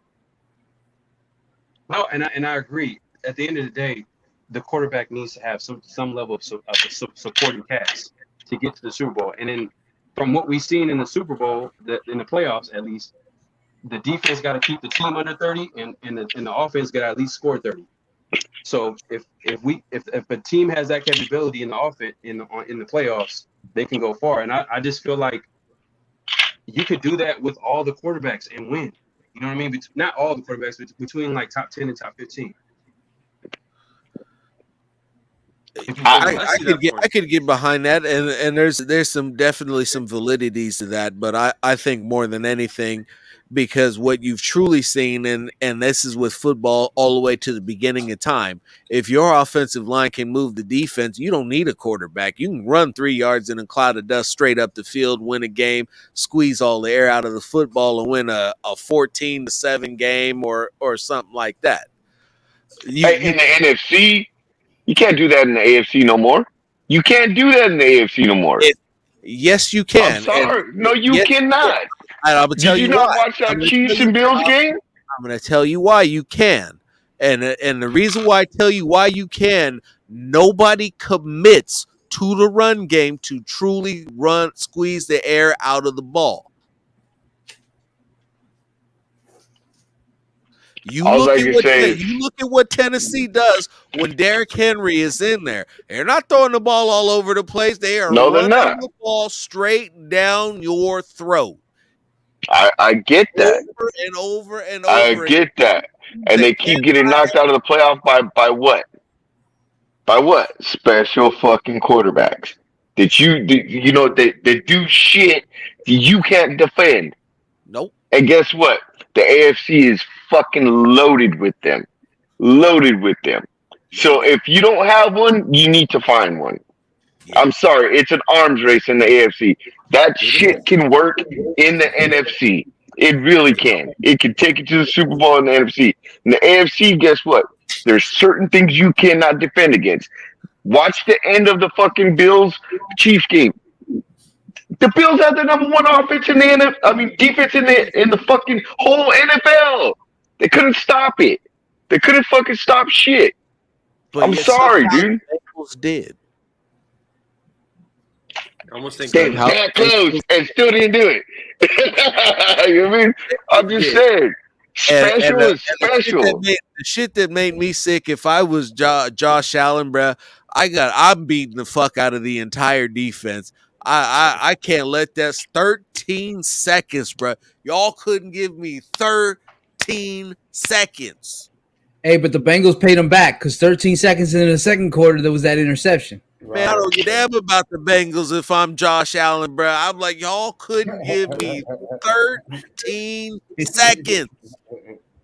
And not only that, but you see the shit Joey Burr is fucking doing on the fucking field, and he's not.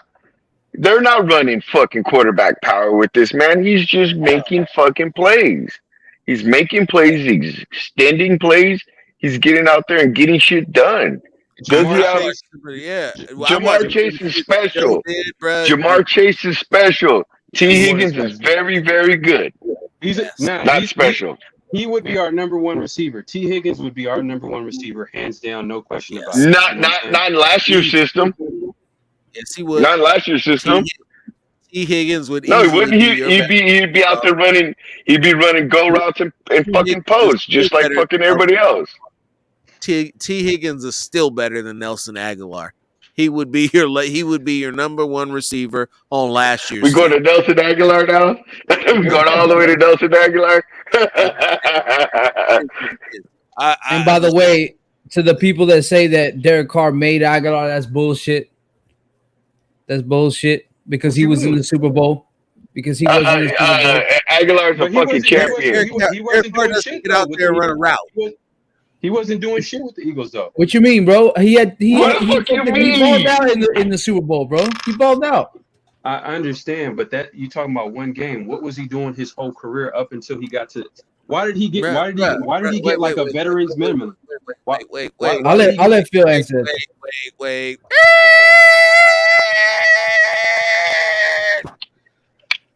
That one game was the Super Bowl. Okay. Super Bowl resulted in a championship. Last time I checked, I seen a player catch it with his helmet, and he never played another Ring. NFL game again. Well, Ring. What I'm, Unity. Hey, that he's no longer a champion without a ring. and I respect that. But what I'm saying is that at the end of the day, at the end of the day, Aguilar wasn't doing shit with the Eagles. He wasn't doing shit. Why did they let him go? Off the field shit.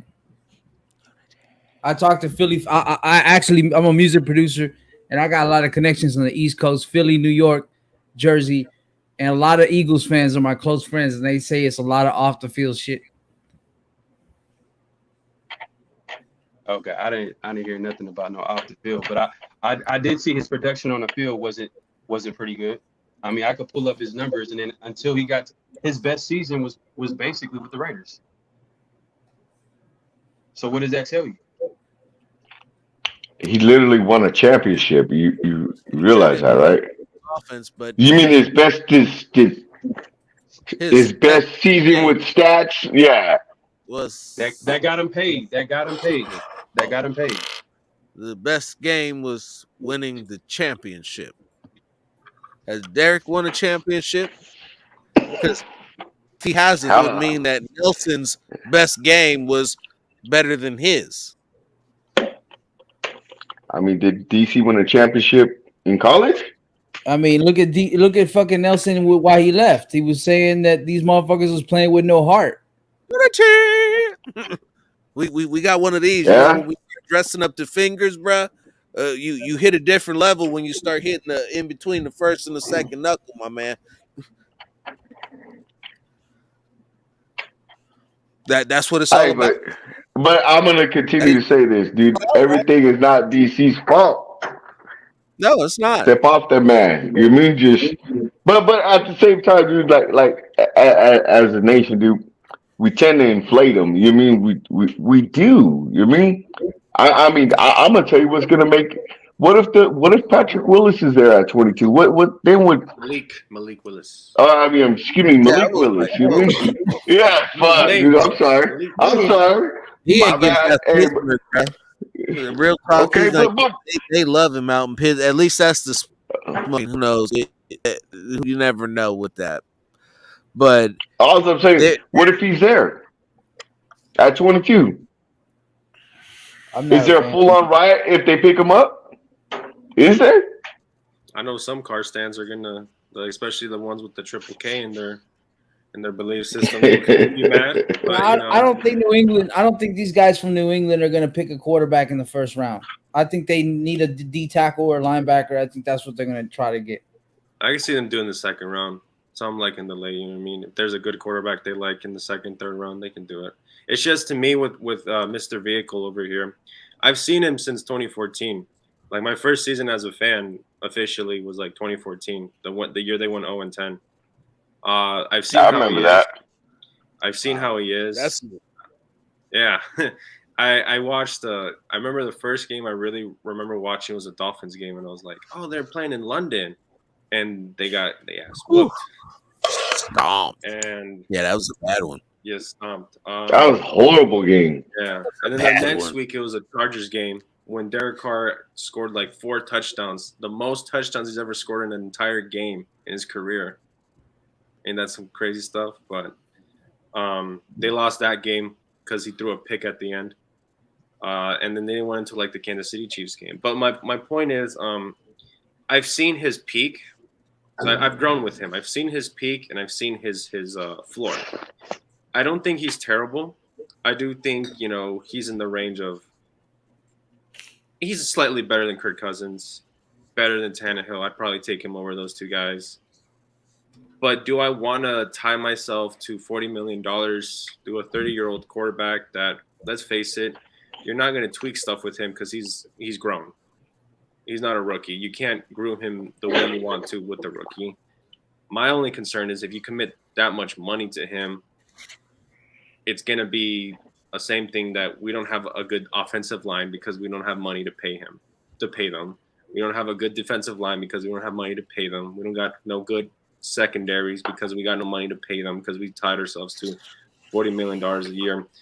And if you draft a quarterback in the first or 2 rounds and he's good and Derek is good, you have trade bait. There's nothing you can lose when you draft a quarterback. And on Twitter, when you hear people say that you want to draft a quarterback, they're like, oh my God, you hate Derek Carr. I'm like, dude, there's like, you have to develop your talent. And then everyone's so scared of like going to the draft. But then you all suggest that we should go in the draft and just extend Carr and then pay Devontae Adams $30 million and not worry about cap space. So like, what is it? You know what I mean? So it's like, I don't say we extend Carr. I say we play him out because I think he might. I think he has a possibility of playing because he's good and Phil knows this. He's good with the 10 to 15 yard intermediate passing game, right. And that's something that New England system is good at because of their utility of the slot receivers.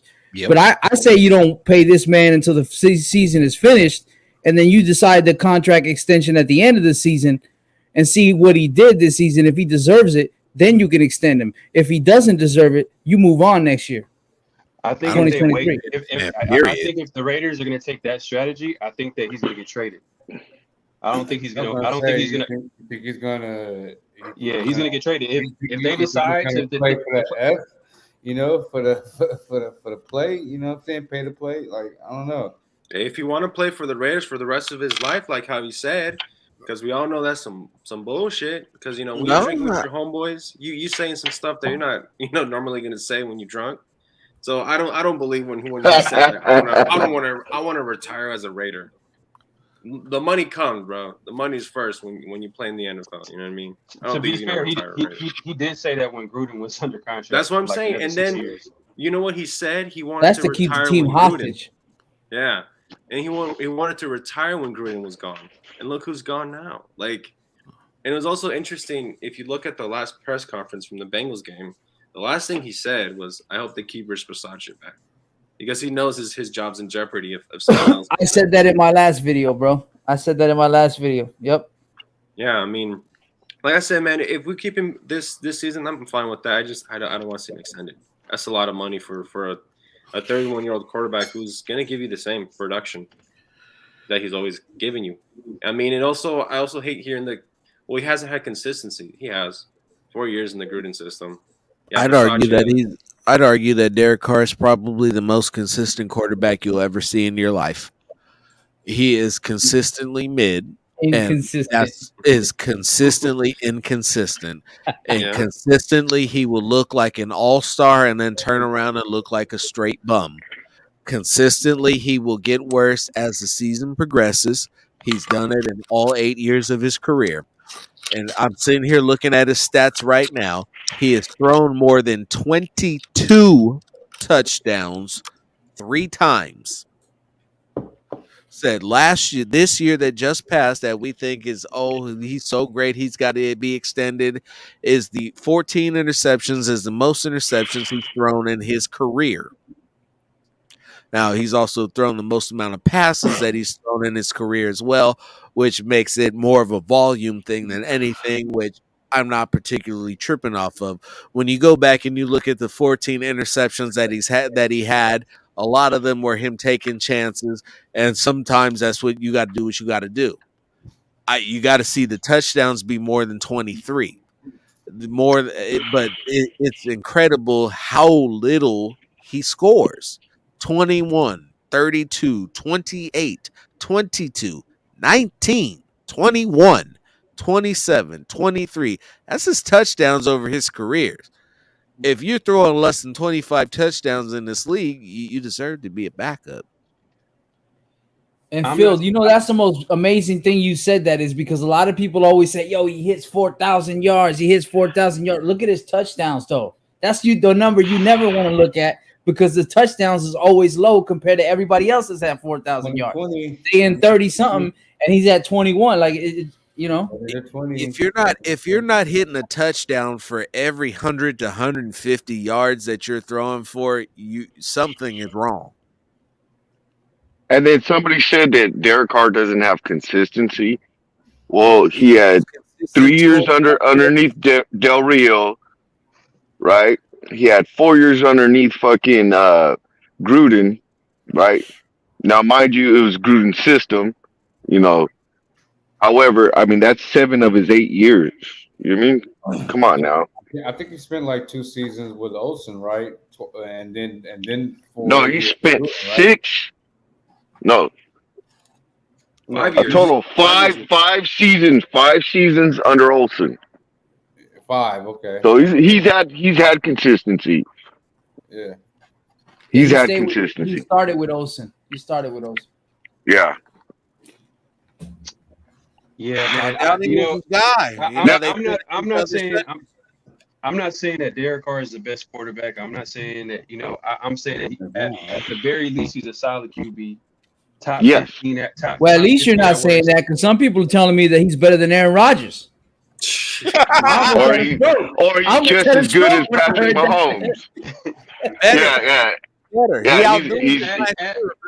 At best, he could be top 10, but you know what? At the end of the day, I just feel like it's been a lot that's went on in his career as far as not having a good offensive coordinator, not having the weapons around him. He's had Darren Waller come in late. He has Hunter Renfrow come in late, but overall, you know what I mean. He's never had a number 1 receiver, and I feel like that. If you look at all the top quarterbacks, all your favorite quarterbacks, all the quarterbacks that you like, you could point to be like, all right, Aaron Rodgers. You can see that. Oh, damn, he has Devontae Adams. Oh, okay. I know Raider Rich. He was talking about Joe Burrow. You could look at his supporting cast.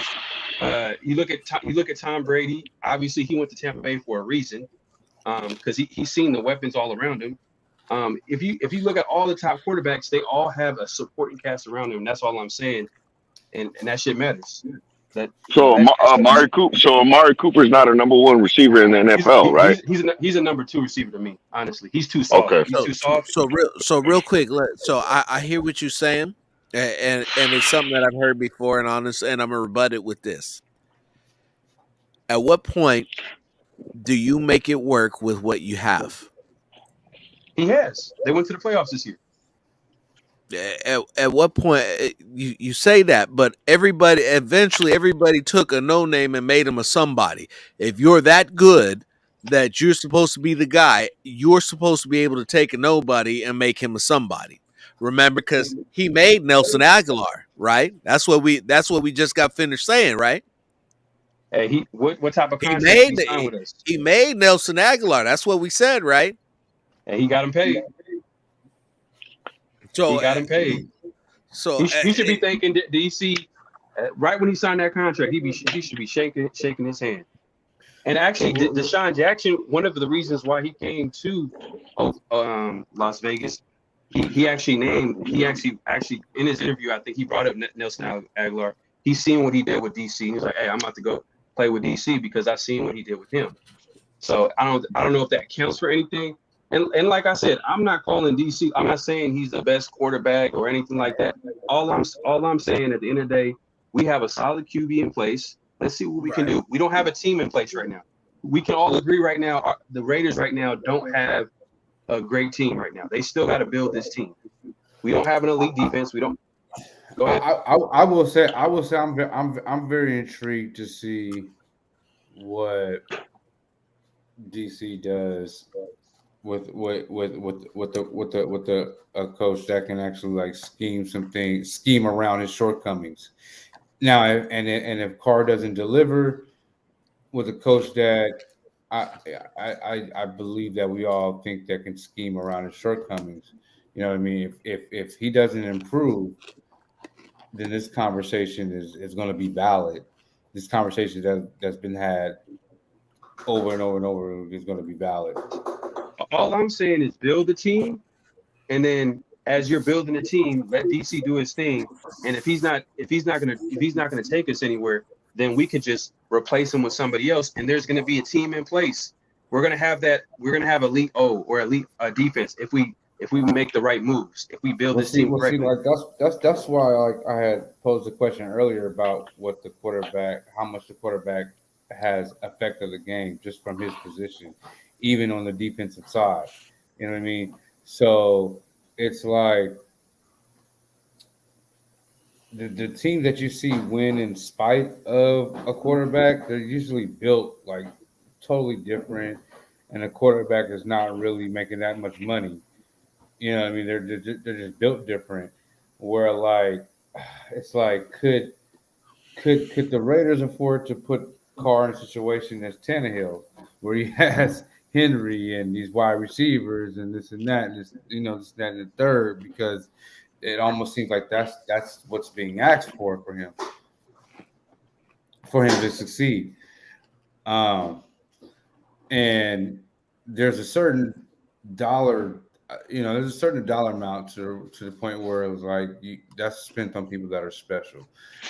Special meaning, they can their talent overcome certain shortcomings on the rest of the side, on the rest of these positions, which gives you the luxury to be able to pay this person and then kind of get something serviceable here, there, because that person's so good, and so forth. I mean, that's how I'm seeing kind of like some of these teams is built, where it's like, there's something special about somebody at a particular position on the field where it really determines the outcomes on winning and losing. See, look, at the end of the day, like this goes back to my original point about how like there's not really a huge talent disparity between the top 10 and top 15 quarterbacks. Obviously, we talked about the exceptions, but my point was that all the quarterbacks at the end of the day, they need to have a team around them to go anywhere. Because look at Aaron Rodgers. That dude had a great defense, great running game, had a number one receiver, still lost in the second round against the 49ers. You know That what may I'm not be saying? a fair conversation to have until we like actually have like a Packers fan that actually is like in tune with the shortcomings of their teams to tell us like, hey, like he performed in spite of this, and he actually performed in spite of that. Because I'm gonna we go might into learn a lot. conspiracy real quick. We might learn Talking some to things the about Aaron Rodgers and his Ray, you ability talking and about what makes him be able to make the that team reigning operate at that certain level that reigning MVP, Derek Carr might not be doing, not might be reigning able to do. I'm gonna You go into talking about the conspiracy real quick. Yeah. Yep. Run so that. so I've been sitting here listening to all of this, and this has been wonderful and exhilarating conversation. Let me tell you. Yeah,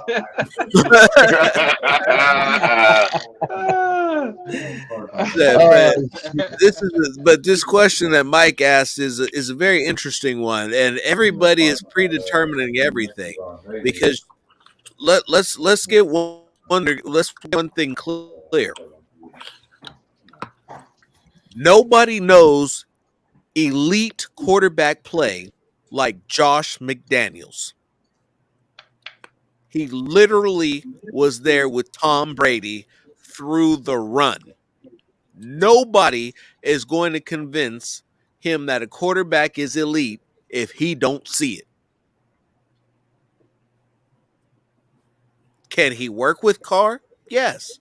There's a lot that you should be able to work with. Even if you can work with Carr, that doesn't make him. He's going to be what he is. There's not going to be some massive turnaround. Josh McDaniels is not going to suddenly fix a 31-year-old man. It's not going to happen. You're going to see an influx of touchdowns. Perhaps you'll see that adjustments in the red zone where he starts making a couple more completions, which result in touchdowns, and you'll see him get close to maybe 28 to 30 touchdowns a year or in next season. That's where I expect him to be. I don't expect him to come out and start and have a 40 touch year because that's not how he throws to his receivers. If he was able to hit guys in stride, I would be more comfortable with that. But the way that he throws and makes it more of a 50-50 ball instead of giving his receiver every opportunity in space, I don't expect it to be any different. He misses easy routes because he doesn't turn his head. That's not going to change because of your play calling. That's not change because of your play design. And at 9 years in the league with 8 in the books, you are who you are. I'm glad you brought up McDaniels. And would you say that one of the reasons why McDaniels came to the Raiders, obviously there's a lot of different reasons why he came to the Raiders, but would you say one of the reasons why he came to the Raiders was because of Carr? No. Absolutely. So you think that's all a lie? That's all a front? I don't think so. I think he's got something to work with here, and like he said that if he was going to start off as a head coach somewhere, what better place than a legendary franchise like the Raiders? We got a great facility. We got a great facility there. He said we got a great facility there. He definitely excited about being in Vegas. You know what I mean? And we already got something to work on. It's not like when Gruden came in not when Gruden came in, with Bradley and them came in, they had a lot of holes. They still got a lot of holes, but it's not like as bad as it was when, the previous regime where they had to clean up. You know what I mean? I'm sorry. I think Gruden ruined the fucking playoff team. I think he came in and ruined the fucking playoff team. Because when Gruden came in, there was no. I get the fact that the Raiders were, let's be honest, a poverty franchise. Let's be honest about that. A poverty franchise. They didn't. I didn't say he didn't ruin it. I didn't say he didn't ruin it. I'm not a Gruden fan or nothing like that. No. But what I'm saying is I don't think realistically that the Raiders had the money to pay Khalil Mack. I think they had Khalil Mack was in a situation where you could make this money, or you could fucking leave and make a shit ton more money. I think that was a situation with Khalil Mack. But what I'm gonna say is this: Josh McDaniels, I do think fucking came over here because of Hunter Renfro. I think he came over here because of fucking Darren Waller. And I do believe he came over here because of fucking Derek Carr. Yep. Okay, because he has a functional quarterback Yep. who can get most of the things he wants done. Manage his But offense. yes, but to think that Derek Carr is going to be a superstar quarterback, it's kind of hard. You know what I mean? You got the Because same he, equal production out of a rookie. Yeah, you got to give yeah, McDaniels credit. He developed Mac Jones. You know. yeah, and to be honest, to pay a guy $40 million, right? When you can match the production from a rookie, it's kind of hard. You know what I mean? You know, when you could pay somebody $1 million or $40 million, You don't do it. and you and look at this. Remember the Bills made the playoffs, and then they what? They got rid of Tyrod Taylor. Mm-hmm. Why? Because they understood what they did was unsustainable, and it wasn't going to take them far. They want to win a championship, so they hit reset with the quarterback position, and they're better off for it. Raider Rich, man, I agree with you on one point. At the end of the day, it doesn't matter what players play with the Raiders. They can come and go. I'm going to still be a Raider fan, and I agree with you 100% when it comes to that. But as far as, like, man, like, the way y'all view Derek Carr is just like, damn, like, he's not talented. I won't say he's not talented at all, but it's kind of like – so, okay, let me ask y'all this. Do you feel like Mac Jones is a better quarterback than Derek Carr? Do you feel like Mac Jones is a better quarterback? No, and I'm not throwing Carr in the dirt. You got, I think you misunderstood what I said. I just want to know the way you worded it made it seem like the only reason he came here was because Derek Carr. We got a lot of talent on this team. No, and we're in Las Vegas with hella great facility, top of the line facility. I didn't say that. I didn't say that. I pointed that out. I said there obviously he came for other reasons other than Derek Carr. It's just not one. And it's a legendary franchise. Always, yeah, but we've been losing for the last 20 years. I think one of the main reasons that Derek McDaniels came to the team was the fact that, like, hey, but he admitted that he recognized the history of the franchise and how we were the most winningest franchise, bro. Like, he knows that. I know, but he's gonna say that to butter up, you know, the fans and the media and all that type of stuff. I think what you said would make sense when you said he came here. It's a brand new stadium, brand new facility. You know what I mean? A brand new market. You know what I'm saying? He has cap room. He has his draft picks. It's a clean slate for him in his eyes. I agree with you on that. But as far as that, you know, those compliments that he's giving the fan base, come on, man. He just came from the Patriots where they won, like, what, how many Super Bowls? Like, you know, he don't really care. You got to read between the lines. I think it's nice to hear. You know what I'm saying? I like when but you're saying that he doesn't want a head coaching job because he won 6 Super Bowls. Like, he's won 6 Super Bowls 100%. But I'm saying if he wants a head coaching job, he chose the Raiders because of all those things I just said. It's say it's only because of Carr it just validates the Kardashians. No, that's not what I said, though. I didn't say that was the only reason. I said, would you agree that one of the reasons was Carr? And yeah, I just said that. It's also it's also Hunter Renfro. It's also Darren Waller. There's a lot of reasons why he wanted to come here. You got Max Crosby on the other side of the ball. You still got Yannick. You know, you got one of the better young safeties in the league who's going to be putting a system to flourish. So check this out, right? Pharaoh, I got a question for you, right? So you're saying McDaniels is high on Carr. I think Mark Davis is high on Carr. Here's why. Nope. Because if you take a look at the press conference, the one that they were being introduced, I agree. Look how reluctant Dave Ziegler was to answering that question about Carr. He was very, very reluctant about that. Hey, Sultan, and he's a scout. He's a scout. You know, he recognizes talent, right?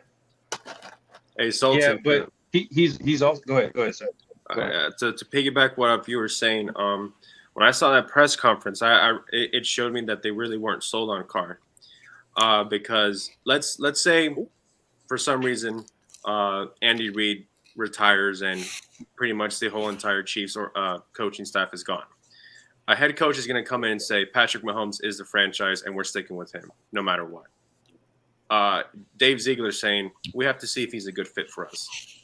That doesn't seem He has like, to at get to least to know me, us. That's not just is a to get to good know a us. good fit for us. He's got to get us. That doesn't really convince me that they're really sold on him just yet. And I can see that too, but also they are in the middle of contract negotiations. Does that affect things? And I'm not going to No. compare Patrick Mahomes to Derek Carr. I'm not going to do that. Not we really, all because know- if you ask a question on the fly and I'm kind of reluctant, I kind of do like one of these, and then I answer it politically correct. Then I'm just doing a natural reaction right there, and that tells a lot. If you know body language, I Right. studied the CIA, like how they communicate and how they, you know what I mean, read people when they're lying, which way they looking. And what I saw on this man's face was he's not 100% sold on Derek Carr. I'm not And he even wasn't close. impressed. He wasn't even impressed that they made the playoffs. He was like, yeah, Not at all. yeah. Not at all. I mean, Hey, but that's And I that that's was that's, that that's was been the us best as part Raider of the fans, press though. conference. Yeah, Hey, but man, you know what this conversation all boils down to at the end of the day? I think it's one of the core things that we never bring up is that everything has to be perfect for Derek Carr to succeed. And even if it is perfect, does he get to the big one? Right? Nope. And that's the main issue is we have is like, did he already reach his peak? Like homeboy in the corner, what's your name, brother? Beto. Beto. Like Beto said, did he reach his peak in 2016? Did that injury affect him? You know, it all boils down to basically what I just said is, yeah. I mean, I fucking forgot what I was saying. It boils down to getting the job done. And really, what I can take what you were saying and I can expand upon it. Ziegler has been watching Tom Brady get it done. The Patriot way is not built on excuses; it's built on making it happen. My do your problem job. with Carr is this: is that year after year after year after year after year, we continue to make excuses on why he's not getting it done. The excuse can change, but we're still making excuses for the same guy. If you were looking at somebody else's team, we're talking about 9 years now, 8 going on 9 years now. In today's NFL, you'd be lucky if you got 2. But he's got 8. 57 and 70. We talk about how great he is, and winning and losing is not solely based on one person, but as Bill Parcells said, you are what your record says you are. So you're saying that that's a reflection of the player, not the team, You are not the organization, not not the organization. Who touches the ball? There's 2 people that touch the ball on every play on offense. That's the center and the quarterback. Which has been my thing is, my thing is, let me say this real quick. Every play. That's why I phrased that question when I said how important is the quarterback in the whole totality of how the game goes. Well, I'm not finished. Go ahead. So my thing is that at the end of the day, like, as great as Tom Brady is, he's going to the Hall of Fame, first ballot. We all know it. You know what I mean? He won all them championships. But if he went to, let's say, the Detroit Lions, would he have had a great career like he had with the Patriots? No. If he went to the Raiders, for example, because we've been through our dysfunctions, we've been through our 2-14 seasons, our 4-12 seasons, our Andrew Walters and our Doug Gabriels and Ronald Currys and all the players that came through and didn't really do anything, didn't really make an impact. What I'm trying to say is that it takes more than one player, and I think that's what you were trying to ask. You were asking earlier. Is it just a quarterback? Is it that all it takes is just having a great quarterback? Boom, you in it? No, it takes a defense, and Tom Brady won with every time with a good defense. But here's the thing: we had a good defense this year. We had a good defense this year, and if you say we didn't, you're crazy. Because listen, hold on, Farrell, you've been talking a lot, and I got to say this real quick, right? A lot of the shit that people been saying, they get it misconstrued. They say we gave up 25, 30, whatever. If you look at the game closely, up until the fourth quarter, most of those games that we lost, we scored about 15 points on offense, and our defense held them to about 15 points. So as far as I'm concerned, is if a defense can hold the team to 17 or less, that is a good job on the defense. Now, if the defense has to be on the field longer, if the defense has to be on the field longer because our offense goes 3 and out and they can't get it done, then that means that defense is going to be tired by the fourth quarter, and there goes the garbage points. And that's how you get to 25. That's how you get to 30, and that's how you make it the numbers misconstrue. Our defense was good. Our defense was good this year. Oh, okay, yeah, no. And I'm not going to argue that point. I think our defense definitely took a step up from the years prior, but it wasn't great. But it was good enough. You know what I mean? It was good enough. But the only thing is that, it was good enough to drag DC to the playoffs.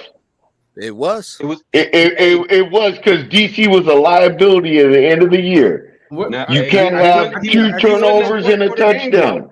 He won the fourth quarter games though. He won a lot of those games. Hold on. As far as offensive possessions, where did we rank that? I have to look that up. I mean, look up the possessions, but what I get where you're going. I get what you're trying to, and the stat that you're looking at is you could look at possessions, but the other thing about possessions that you need to see is what you're doing on third downs. And the stat that's telling is what happens on third downs. Now, in between third downs and penalties, because a lot of that's another major part of this issue is that a lot of the points that the Raiders put up on the board were taken off because of penalties. A lot of the positive plays that they put up were negated by penalties. Alex Leatherwood was great for fucking up a great play because he committed a penalty. Y'all, I know y'all watched that Bengals game. I know y'all watched that Bengals game. That shit was so terrible, bro. How many penalties? That's why I didn't want Bisaccia back, because that team was not prepared to fucking play that game. Is it just how many sevens would have been on the board? A huge person making mental mistakes. It's like. But the crazy thing is, he was doing it in college. This is a problem that he had in college too. Like he was one of the most penalized players in college, I think. He's a grabber, and he ain't gonna change. He's a grabber. You look at his first. You look at what he does with his hands. As soon as his hands get up, and I'm over here talking with food in my mouth. My bad. Hey, Farrell, I get what you're saying, though, man. I appreciate what you're saying because, you know, everything isn't Derek Carr's fault. And I always try to preference that. Everything isn't Derek Carr's fault. But I just want to hold him responsible for what he's not doing as the 8-year vet that he was last year. You know, let's understand this one right now. This year, Derek Carr is going to be the longest tenured quarterback in the fucking AFC with no playoff wins. You mean? And I can take it a step further than that, than what Rich, because I've heard things, whether you choose to believe what I've heard or not, that's completely up to you. But I happen to be in an industry where I hear more things than the common person, that there is an accountability issue with number 4.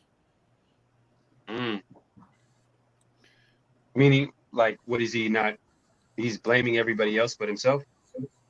Is what he's trying to say? Yeah, there's a nice little Reddit post from Adam Kaplan about it. Yep. So, yeah. Ooh, Rich, you're gonna have to send me this. You're gonna have to send me. You haven't seen that? No, I gotta see this. Ooh, yeah. Oh yeah. I can't believe I'm you already excited. and then it's causing problems on the offense. And then it's causing problems. But look, I'm gonna say it like this, dude. I'm not trying to talk about all that. All I want to do is talk about on the field. Derek Carr is a solid quarterback. He is not the end all be all. Okay, no. He can get certain things done on the fucking field. He can. Yes. You just have to have a super great situation for him. And the situation the Raiders are in right now, do you pay a high amount of money for him and limit yourself, or do you move on So and have all that what's cap space? so And what's the plan? I'm gonna throw something at you real quick. That's gonna totally mind fuck you right here. Take a deep breath and get ready. You ready for this? Based Go ahead, off bro. the way he played coming out of the bye, Derek Carr is the most replaceable guy on this team. 1 touchdown, 2 turnovers, all the way through the season from the bye. Oh, never threw more than 2 touchdown passes in a game, but twice. 2 games all season where there wasn't 2 turnovers he accounted for. You won the game with your running back who hadn't run over 1,000 yards and almost 100 yards in a game, and almost a full season. Suddenly start cranking out 100-yard games down the stretch, and your defense standing on its head. So this goes back to because I was trying to answer Sultamir's question, or he was making a point about how we had a good defense, it was good enough, and I agreed. I felt like our defense did improve. See, the problem was, especially early on, is that our offense took a step back, and that the O-line replacements that Gruden and Mayock made weren't working, especially in the beginning of the season. We were struggling. No, it wasn't Gruden or Mayock. It was Cable.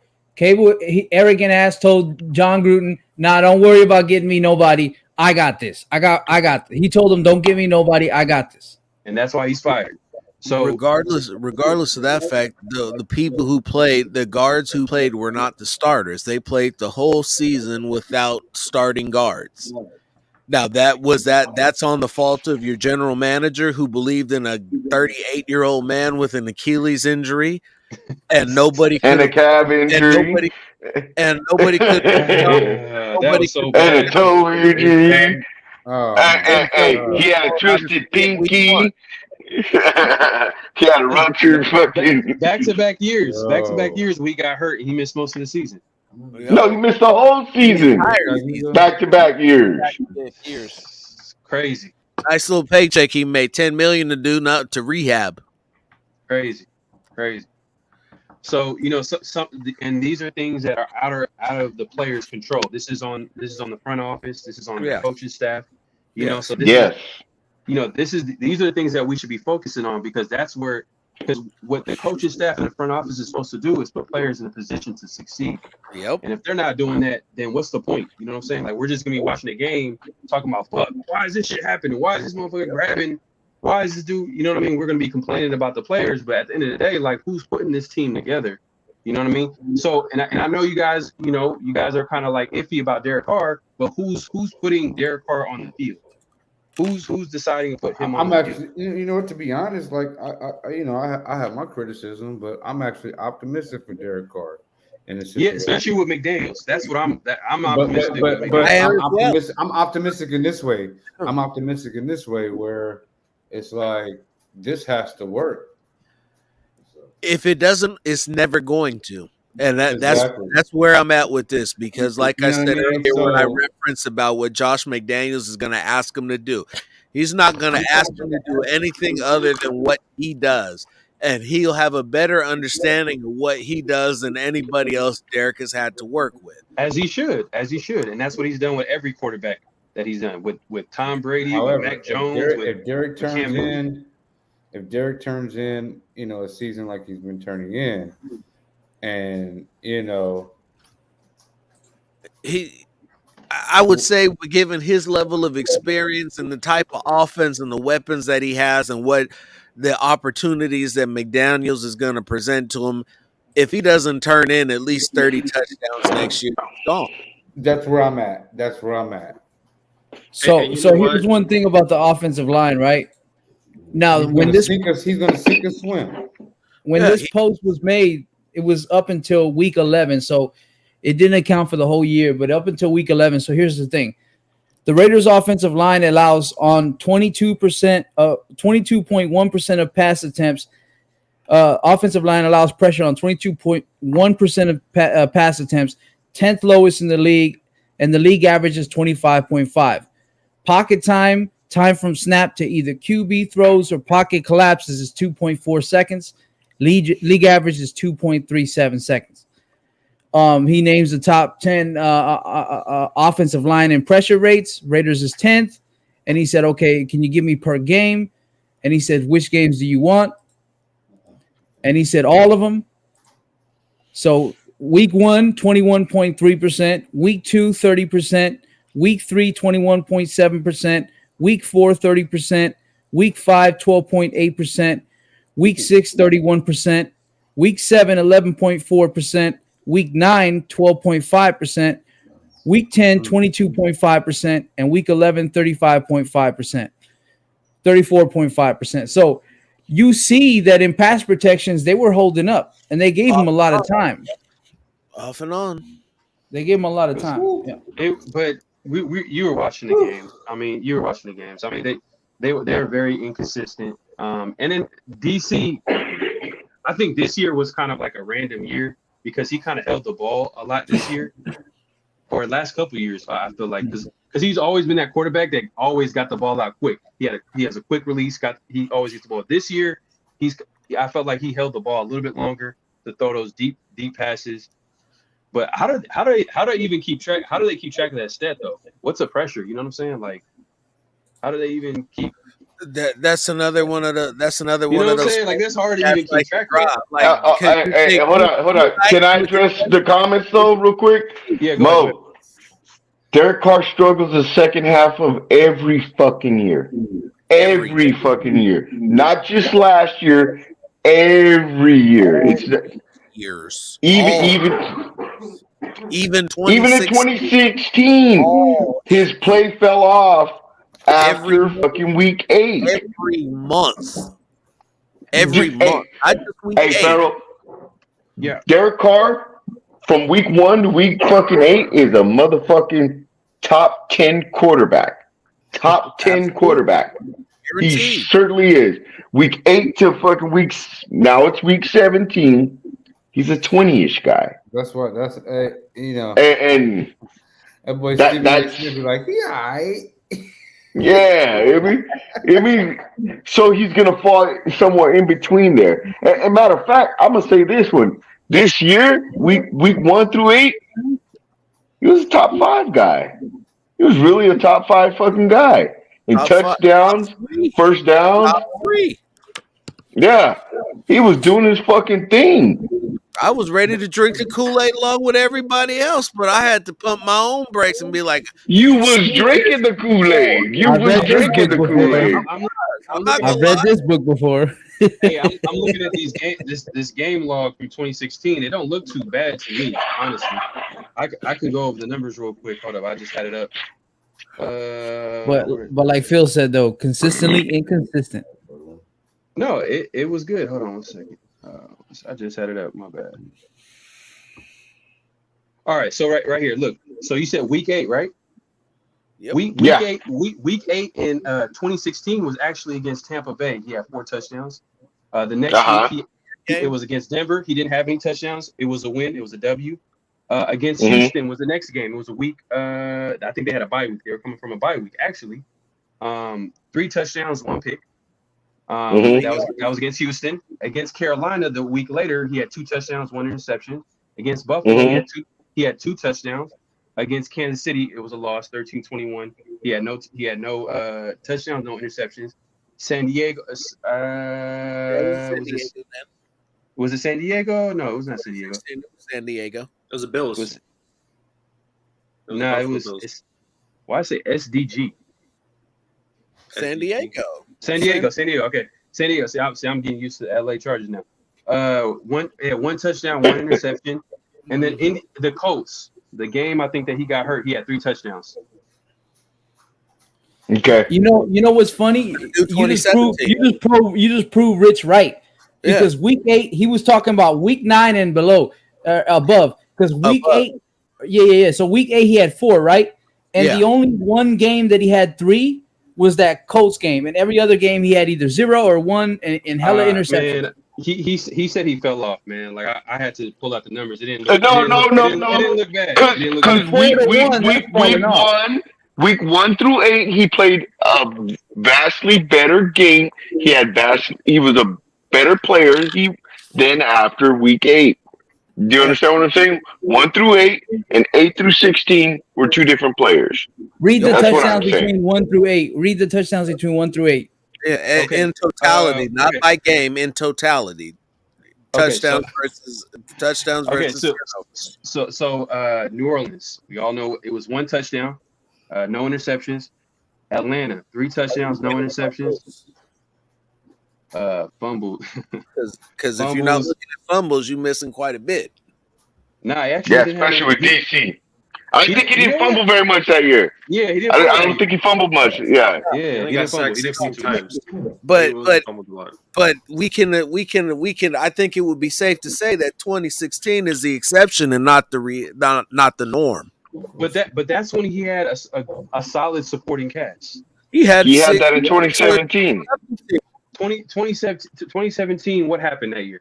What happened that year? Just let's six just. Pro Bowlers. He brought everybody back, but Latavius Murray. But what Hey, happened? finish 3 to 8. 3 to 8 the touchdowns, because you were going at 3 touchdowns in week 2, right? All right, There's let me only finish. one from 9 to 16. There's only one game he had 3. All right, let me finish. All right, so the first game he had 1 touchdown against the Saints. Atlanta, he had 3 touchdowns, no picks. Tennessee, he had 1 touchdown, 1 pick. Baltimore, he had 4 touchdowns, no pick. San Diego, 2 touchdown, 1 pick. Kansas City lost, 1 touchdown, 1 pick. Jacksonville, 1 touchdown, no picks. And then that's already more.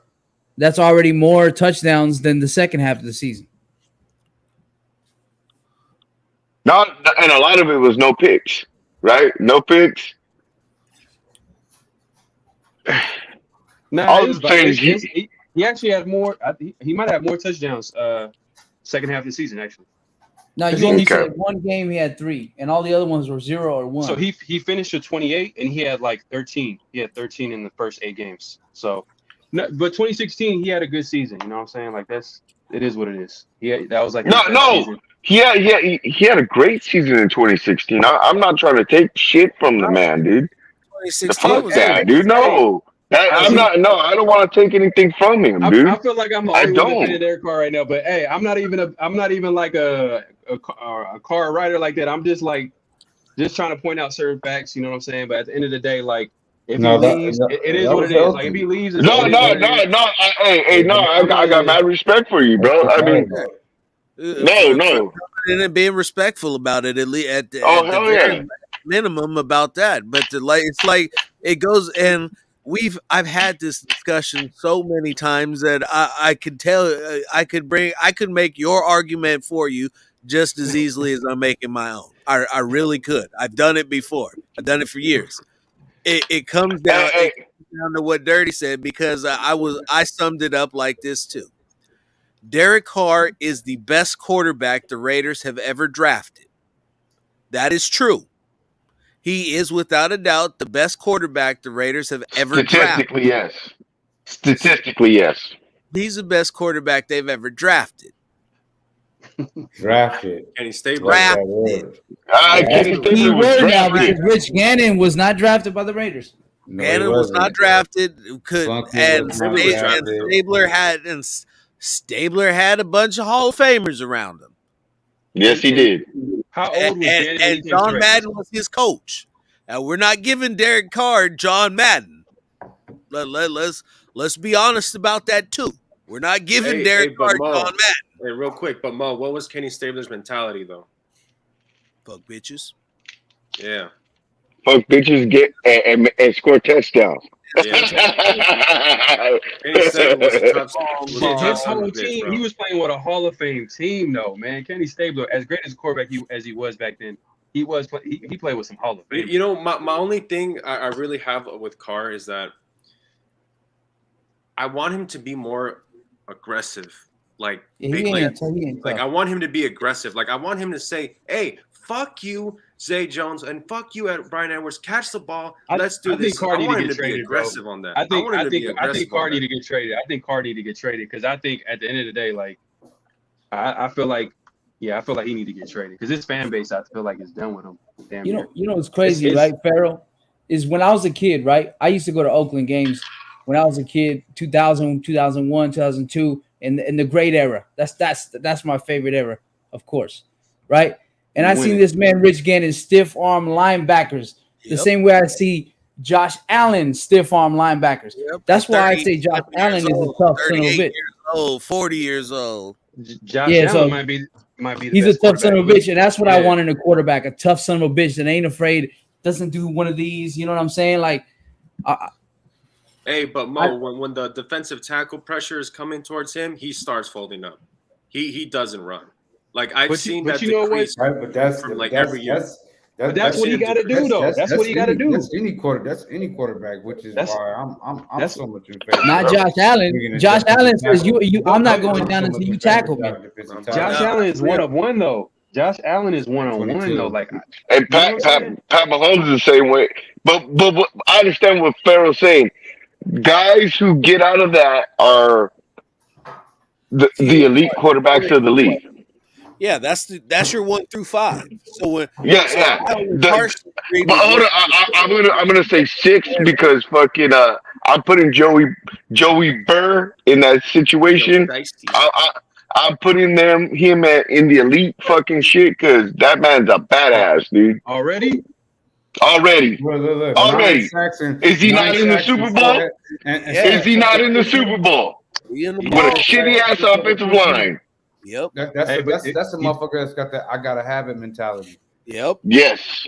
That's You know champ. what? That's been my thing always, man. If I think Derek Carr has all the great skills to be a good quarterback, but his mentality, his dog in him, I just don't see it from him. Like how in 3 years you have a great offensive line, a Kansas City Chiefs team defense that's not that great, and you only go one win in 2015 to 2017. Your biggest rivals. You don't even win a division in 2016, and in 2017 you go 6-6, a 3-way tie versus the division. And then this is the game I started rethinking about my car stand fandom because at that point I was a huge car stand. You're 6-6 in the division, right? 3-way tie. You beat KC, go on a 4-win streak. You're basically in the playoffs, and you win the first division title since 2002. What does Derek Carr do in that game? Turns the ball over twice. I think only scores 1 touchdown. The defense gave him a Carl Joseph interception because that's the only interception he made that season. I remember that. And Khalil Mack got a big forced fumble on a 3rd down. 2 opportunities in that game right there. Nothing. And look, I know Andy Reid's a hell of a coach, but that's no excuse, bro. The Kansas City Chiefs is the biggest rival of the Raiders, and you can't beat them. He has beaten them 3 times. Bro, Three times. Like I feel you, man. I feel you. Like man. that's not can an hear you. excuse. That's not an excuse. I feel your frustration. You know what I'm saying? And that it's just the Raiders, man. To me, the way I look at it, it's the Raiders. The Raiders have been bad for a long time. They got so many things going on with them. But now, it looks like some changes are coming. So I we'll hope see. so too. And what I'm Hallelujah. really excited about. Hey, Fred, what I'm Because I really stopped excited drinking. about. Yeah, main thing I'm excited about is that McDaniels is going to come in, and he's going to see the guys that want to be here are going to stay, and the guys that don't want to be here, they can go. And that's what I'm really excited about because accountability, you have to be held accountable for every player on this team, every player, and that's what I really like because it's going to come, and I really hope for that. Every player on any position. It's not even about accountability. If you don't produce, it's not even about if you don't produce, you are gone. Accountable, yeah. And that's what I'm excited about. Yeah, and that's what and as for as long as we've had this tiresome debate, the current head coach and general manager know elite talent. They know what elite production at the quarterback position looks like. That is what Derek Carr at this point, more than any point in his life, is now being measured against Tom Brady. And then by his head coach, not by fairly or not. Fairly or not. It's Tom Brady. Iron sharpens iron, right? Yes, sir. And this That's year, what he won't be able to hide behind any excuses. no excuses, no shield, no nothing. Hey, Because hey, if Greg Olson's What you found, talking about? I already heard some excuses. Rich, Well, he's no, Rich, learning a new offensive. He's Man, learning a new offense. You got to give him a year to learn the offense. no. I've already heard that word, bro. I mean, I was gonna say, shit. God damn it, Rich, you fucked it up now, Rich. Hey, I was gonna say if hey, Greg hey, Olson, hey, Farrell. Hey, Farrell. Oh, go ahead, bro. if Carr led the league in wide open guys around 300 and something or whatever that number was, 370. 370, right? How many could he miss with McDaniels? And if he Or he misses a gets lot benched. more than with McDaniels, he might get they might let him get to 100 before he gets yanked, and I don't even know if he gets to right? 100. He might get to 50 before he gets yanked. They'll give him a couple games and see that he's missing wide open guys, and that's going to be a problem. That's going to be a problem. so let me like Sultan he pointed out something. He said earlier that it's not that McDaniels and Ziegler want Carr. MD wants Carr. MD wants to keep Carr. He doesn't want Carr. Or No, say, no, Marquez. let's say, no. He wouldn't be in his contract situation right now if MD seriously wanted him. yeah, he would already have his money. He wasn't So even, who wants in the Carr? process of the You're talking about playoff the race. owner and the managing general partner. That's just my personal belief. I think that they're still tight. That's just my personal. They don't believe that. Yeah, if Because my thing is that Mark Davis is gonna go into these interviews and he's gonna bring up Carr. He's gonna bring up Carr. Like, how are you guys gonna handle this situation? What do you think of Carr? And it's not no coincidence that he went after McDaniels, one of the best offensive minds in football. You know what I'm saying? So I just feel that was like a Raider ass move right there. That was We what will his find dad. out when the season I starts. agree with you. I agree with you, Farrell, because he wants to try to salvage what he can with Carr, With right? the But roster, with the okay, roster, just Carr, but okay, with the but at the same time, he understands that Josh McDaniels can develop another quarterback, right, and still be successful with the rookie quarterback. And those are things that you can't take from Josh McDaniels because he just did these things, right? yes, So I think with MD, he's thinking like a fucking owner of a franchise. Okay, if this doesn't work with this guy, do I have a guy in place who can get me the guy I need, find him, find the guy I need, and develop the guy I need? So that's what I think that his fucking thought process is in that. If he can fix him, cool. If he can't, he's gonna be able to get me the guy I need. you know what so do you think all right, so do you think that man, we've been talking about Carr for a minute. No, Rich and Phil got a point. They're gonna hour, try to give him a shot, just like they were gonna try to give this roster a shot. If Hey, it don't work you can make out, a whole YouTube channel about this shit. adios. No, I'm done with that.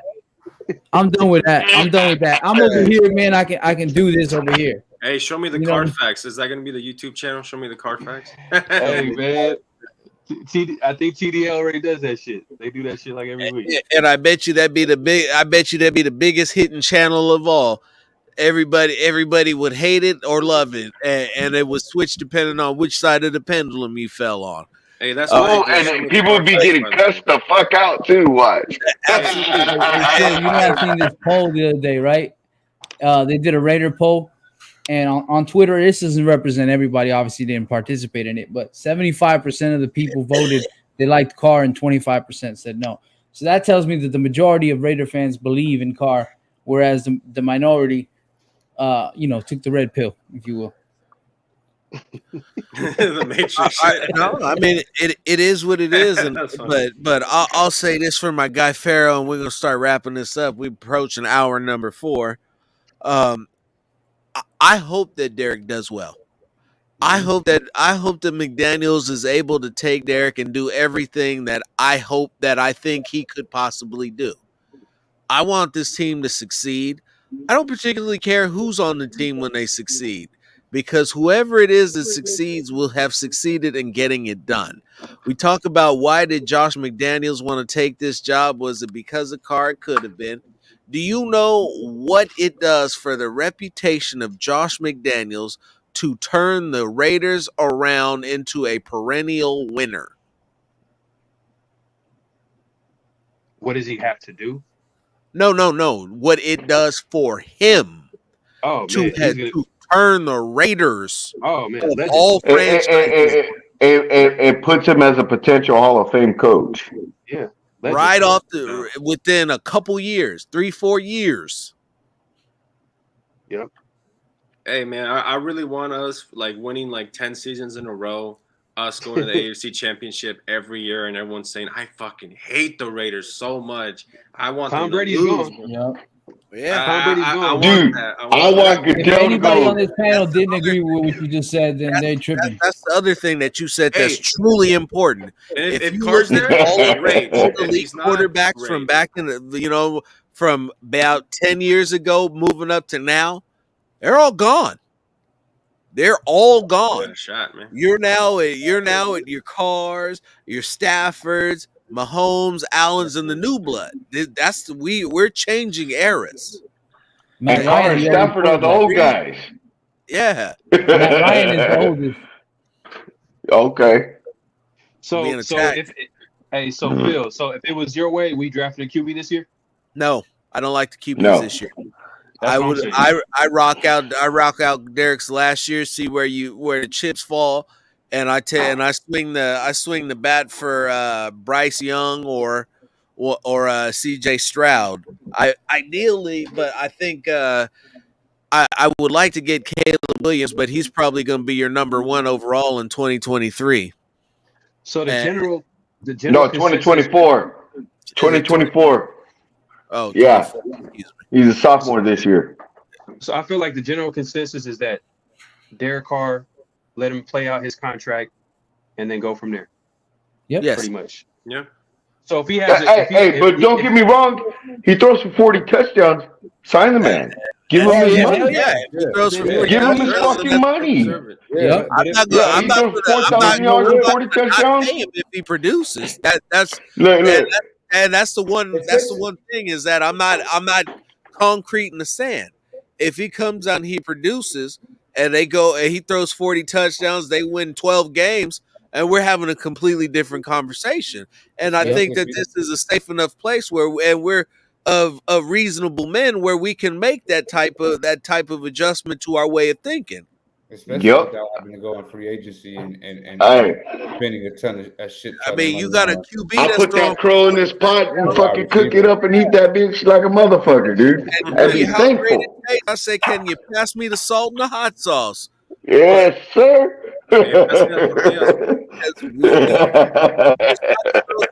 Touchdowns, we're having a completely different conversation.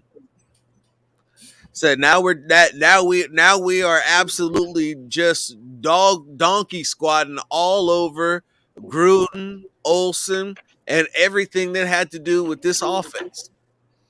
Shit, if he throw 35, then you kind of iffy. And Mark Davis can get the respect he fucking deserves. He hits 35, we still having a different conversation. Because 35 is a career best. Yeah. Yeah. His last was in 2015, and I always say that 2015 was his best season.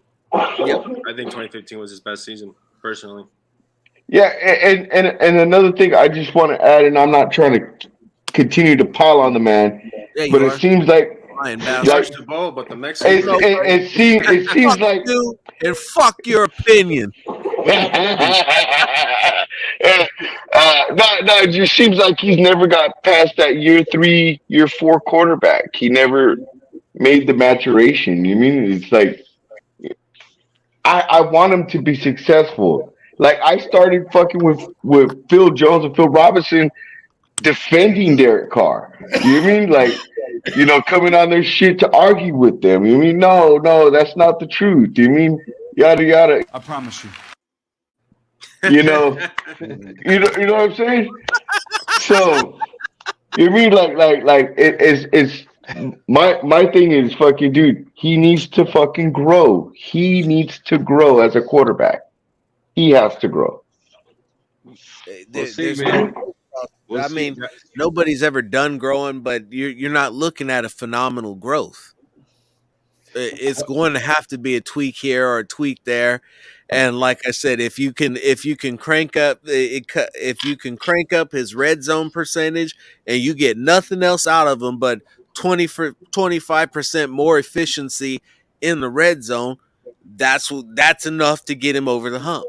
I think there's some room. I think there's some room for growth because I think that at the I know we've been talking about Carr all day, but what I just want to make this quick point. I think he's never played with the number one receiver. He's never played with the lead play caller. So what I'm saying is that if he's played with if he's going to be playing with McDaniels, he's going to be playing with a play caller that's been top 10 in the red zone as a play caller. I think he's top 10 in third downs. Basically, our situational football is going to be way better than it's been. And I feel like that's a big help for Derek Carr. And if we get At least for the play calling. At least for the play calling. So at least for the play calling. If Derek Carr can't take advantage of that, hey, I'm with y'all. Fuck it. I mean, but you know what? We all want to win, right? It is what it is. It is what it is. We all want to win, and some of us are just more frustrated than others. And like Beto said, that's the only quarterback he's ever known. That's the only quarterback he's ever known. Man, I see some terrible quarterbacks. Hey, that's my quarterback, y'all. Hey, and Matt McGloin. Can't forget my redhead, bro. Matt McGloin.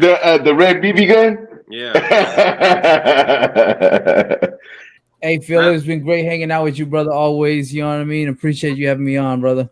Right on. So I mean, you might as well just hang out for the last 5 minutes and make it to the fourth hour. Okay. I'm done in 4 hours. We got about 4 minutes and 30 seconds. Hey, that's how you get the watch hours up, is to extend the live a little bit more. Yes, sir. Now I want to give a shout out to my man Tone right here, Patron Tone. I don't know if it's because he was off in the zone doing him or he been sipping on Patron, but this is by far the longest I have ever seen this man with his mouth shut. It's been amazing. Yeah, look. I am committed to the commitment. You know, in this after dark situation, and I wanted to just get better at my skills in the round table. So, you know, I just definitely wanted to get in where I fit in and jump out where I need to jump out, and you know what I mean. And yeah, I did want to crack a few funnies, but we was really, you know, getting to some real shit. So it just wasn't the place or time for Tony Bang to really just do what he does. Translation, he was trying to roast some motherfuckers on here. That's what nah. No.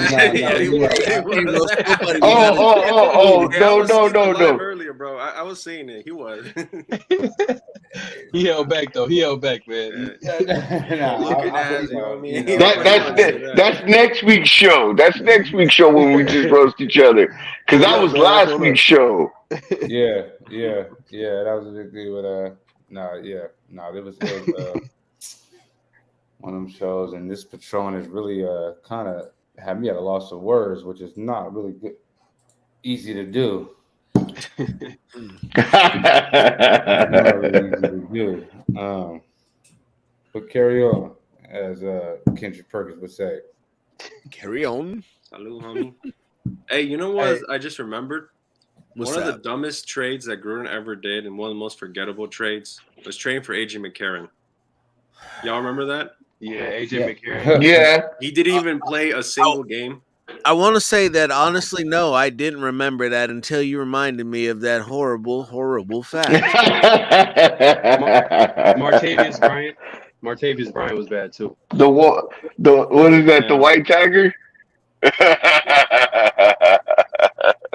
He's only doing and you know what? Why you keep bringing up John Gruden though?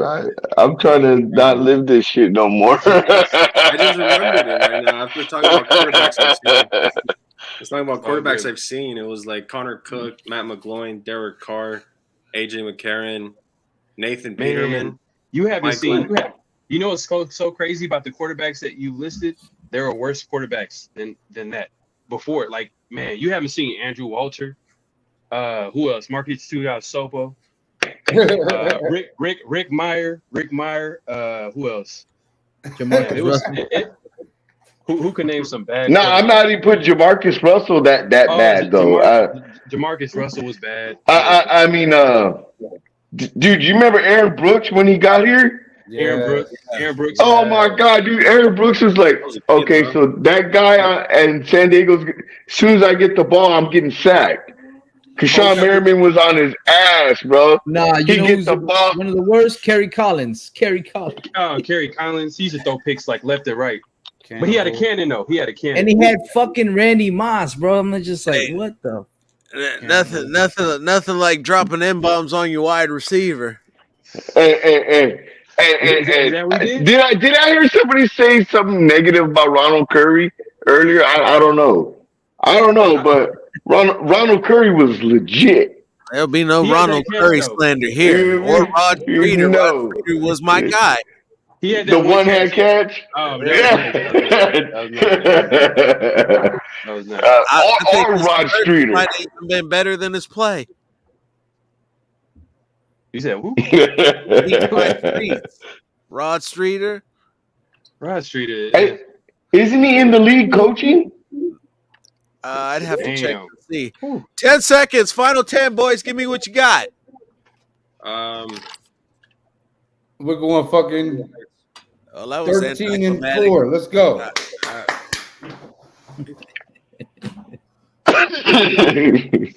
Oh, shit. Just win, baby. That's what I'm gonna say. Just win, baby. Just win. I don't give a fuck how we get it done. What you got for me, Sultan? Well, shit. If you don't mind, brother. If anybody here wants to check me out on YouTube, Sultan Mir, just look up that name right there on the screen, and you'll find me on YouTube and shit. I do Raider content, I do wrestling content, and I make beats live. So, you know what I mean? Yeah. Right on. Beto, what you got for me? What do I have? I promise you this. It was on me. It's all on you? Well, I was going to get to Farrell, but it looked like he cut out. He must not have had nothing for me. Toe! Hey. Toe, what you got? And a little word of advice: big girls with regular people legs only fuck with t-shirts on. Yeah.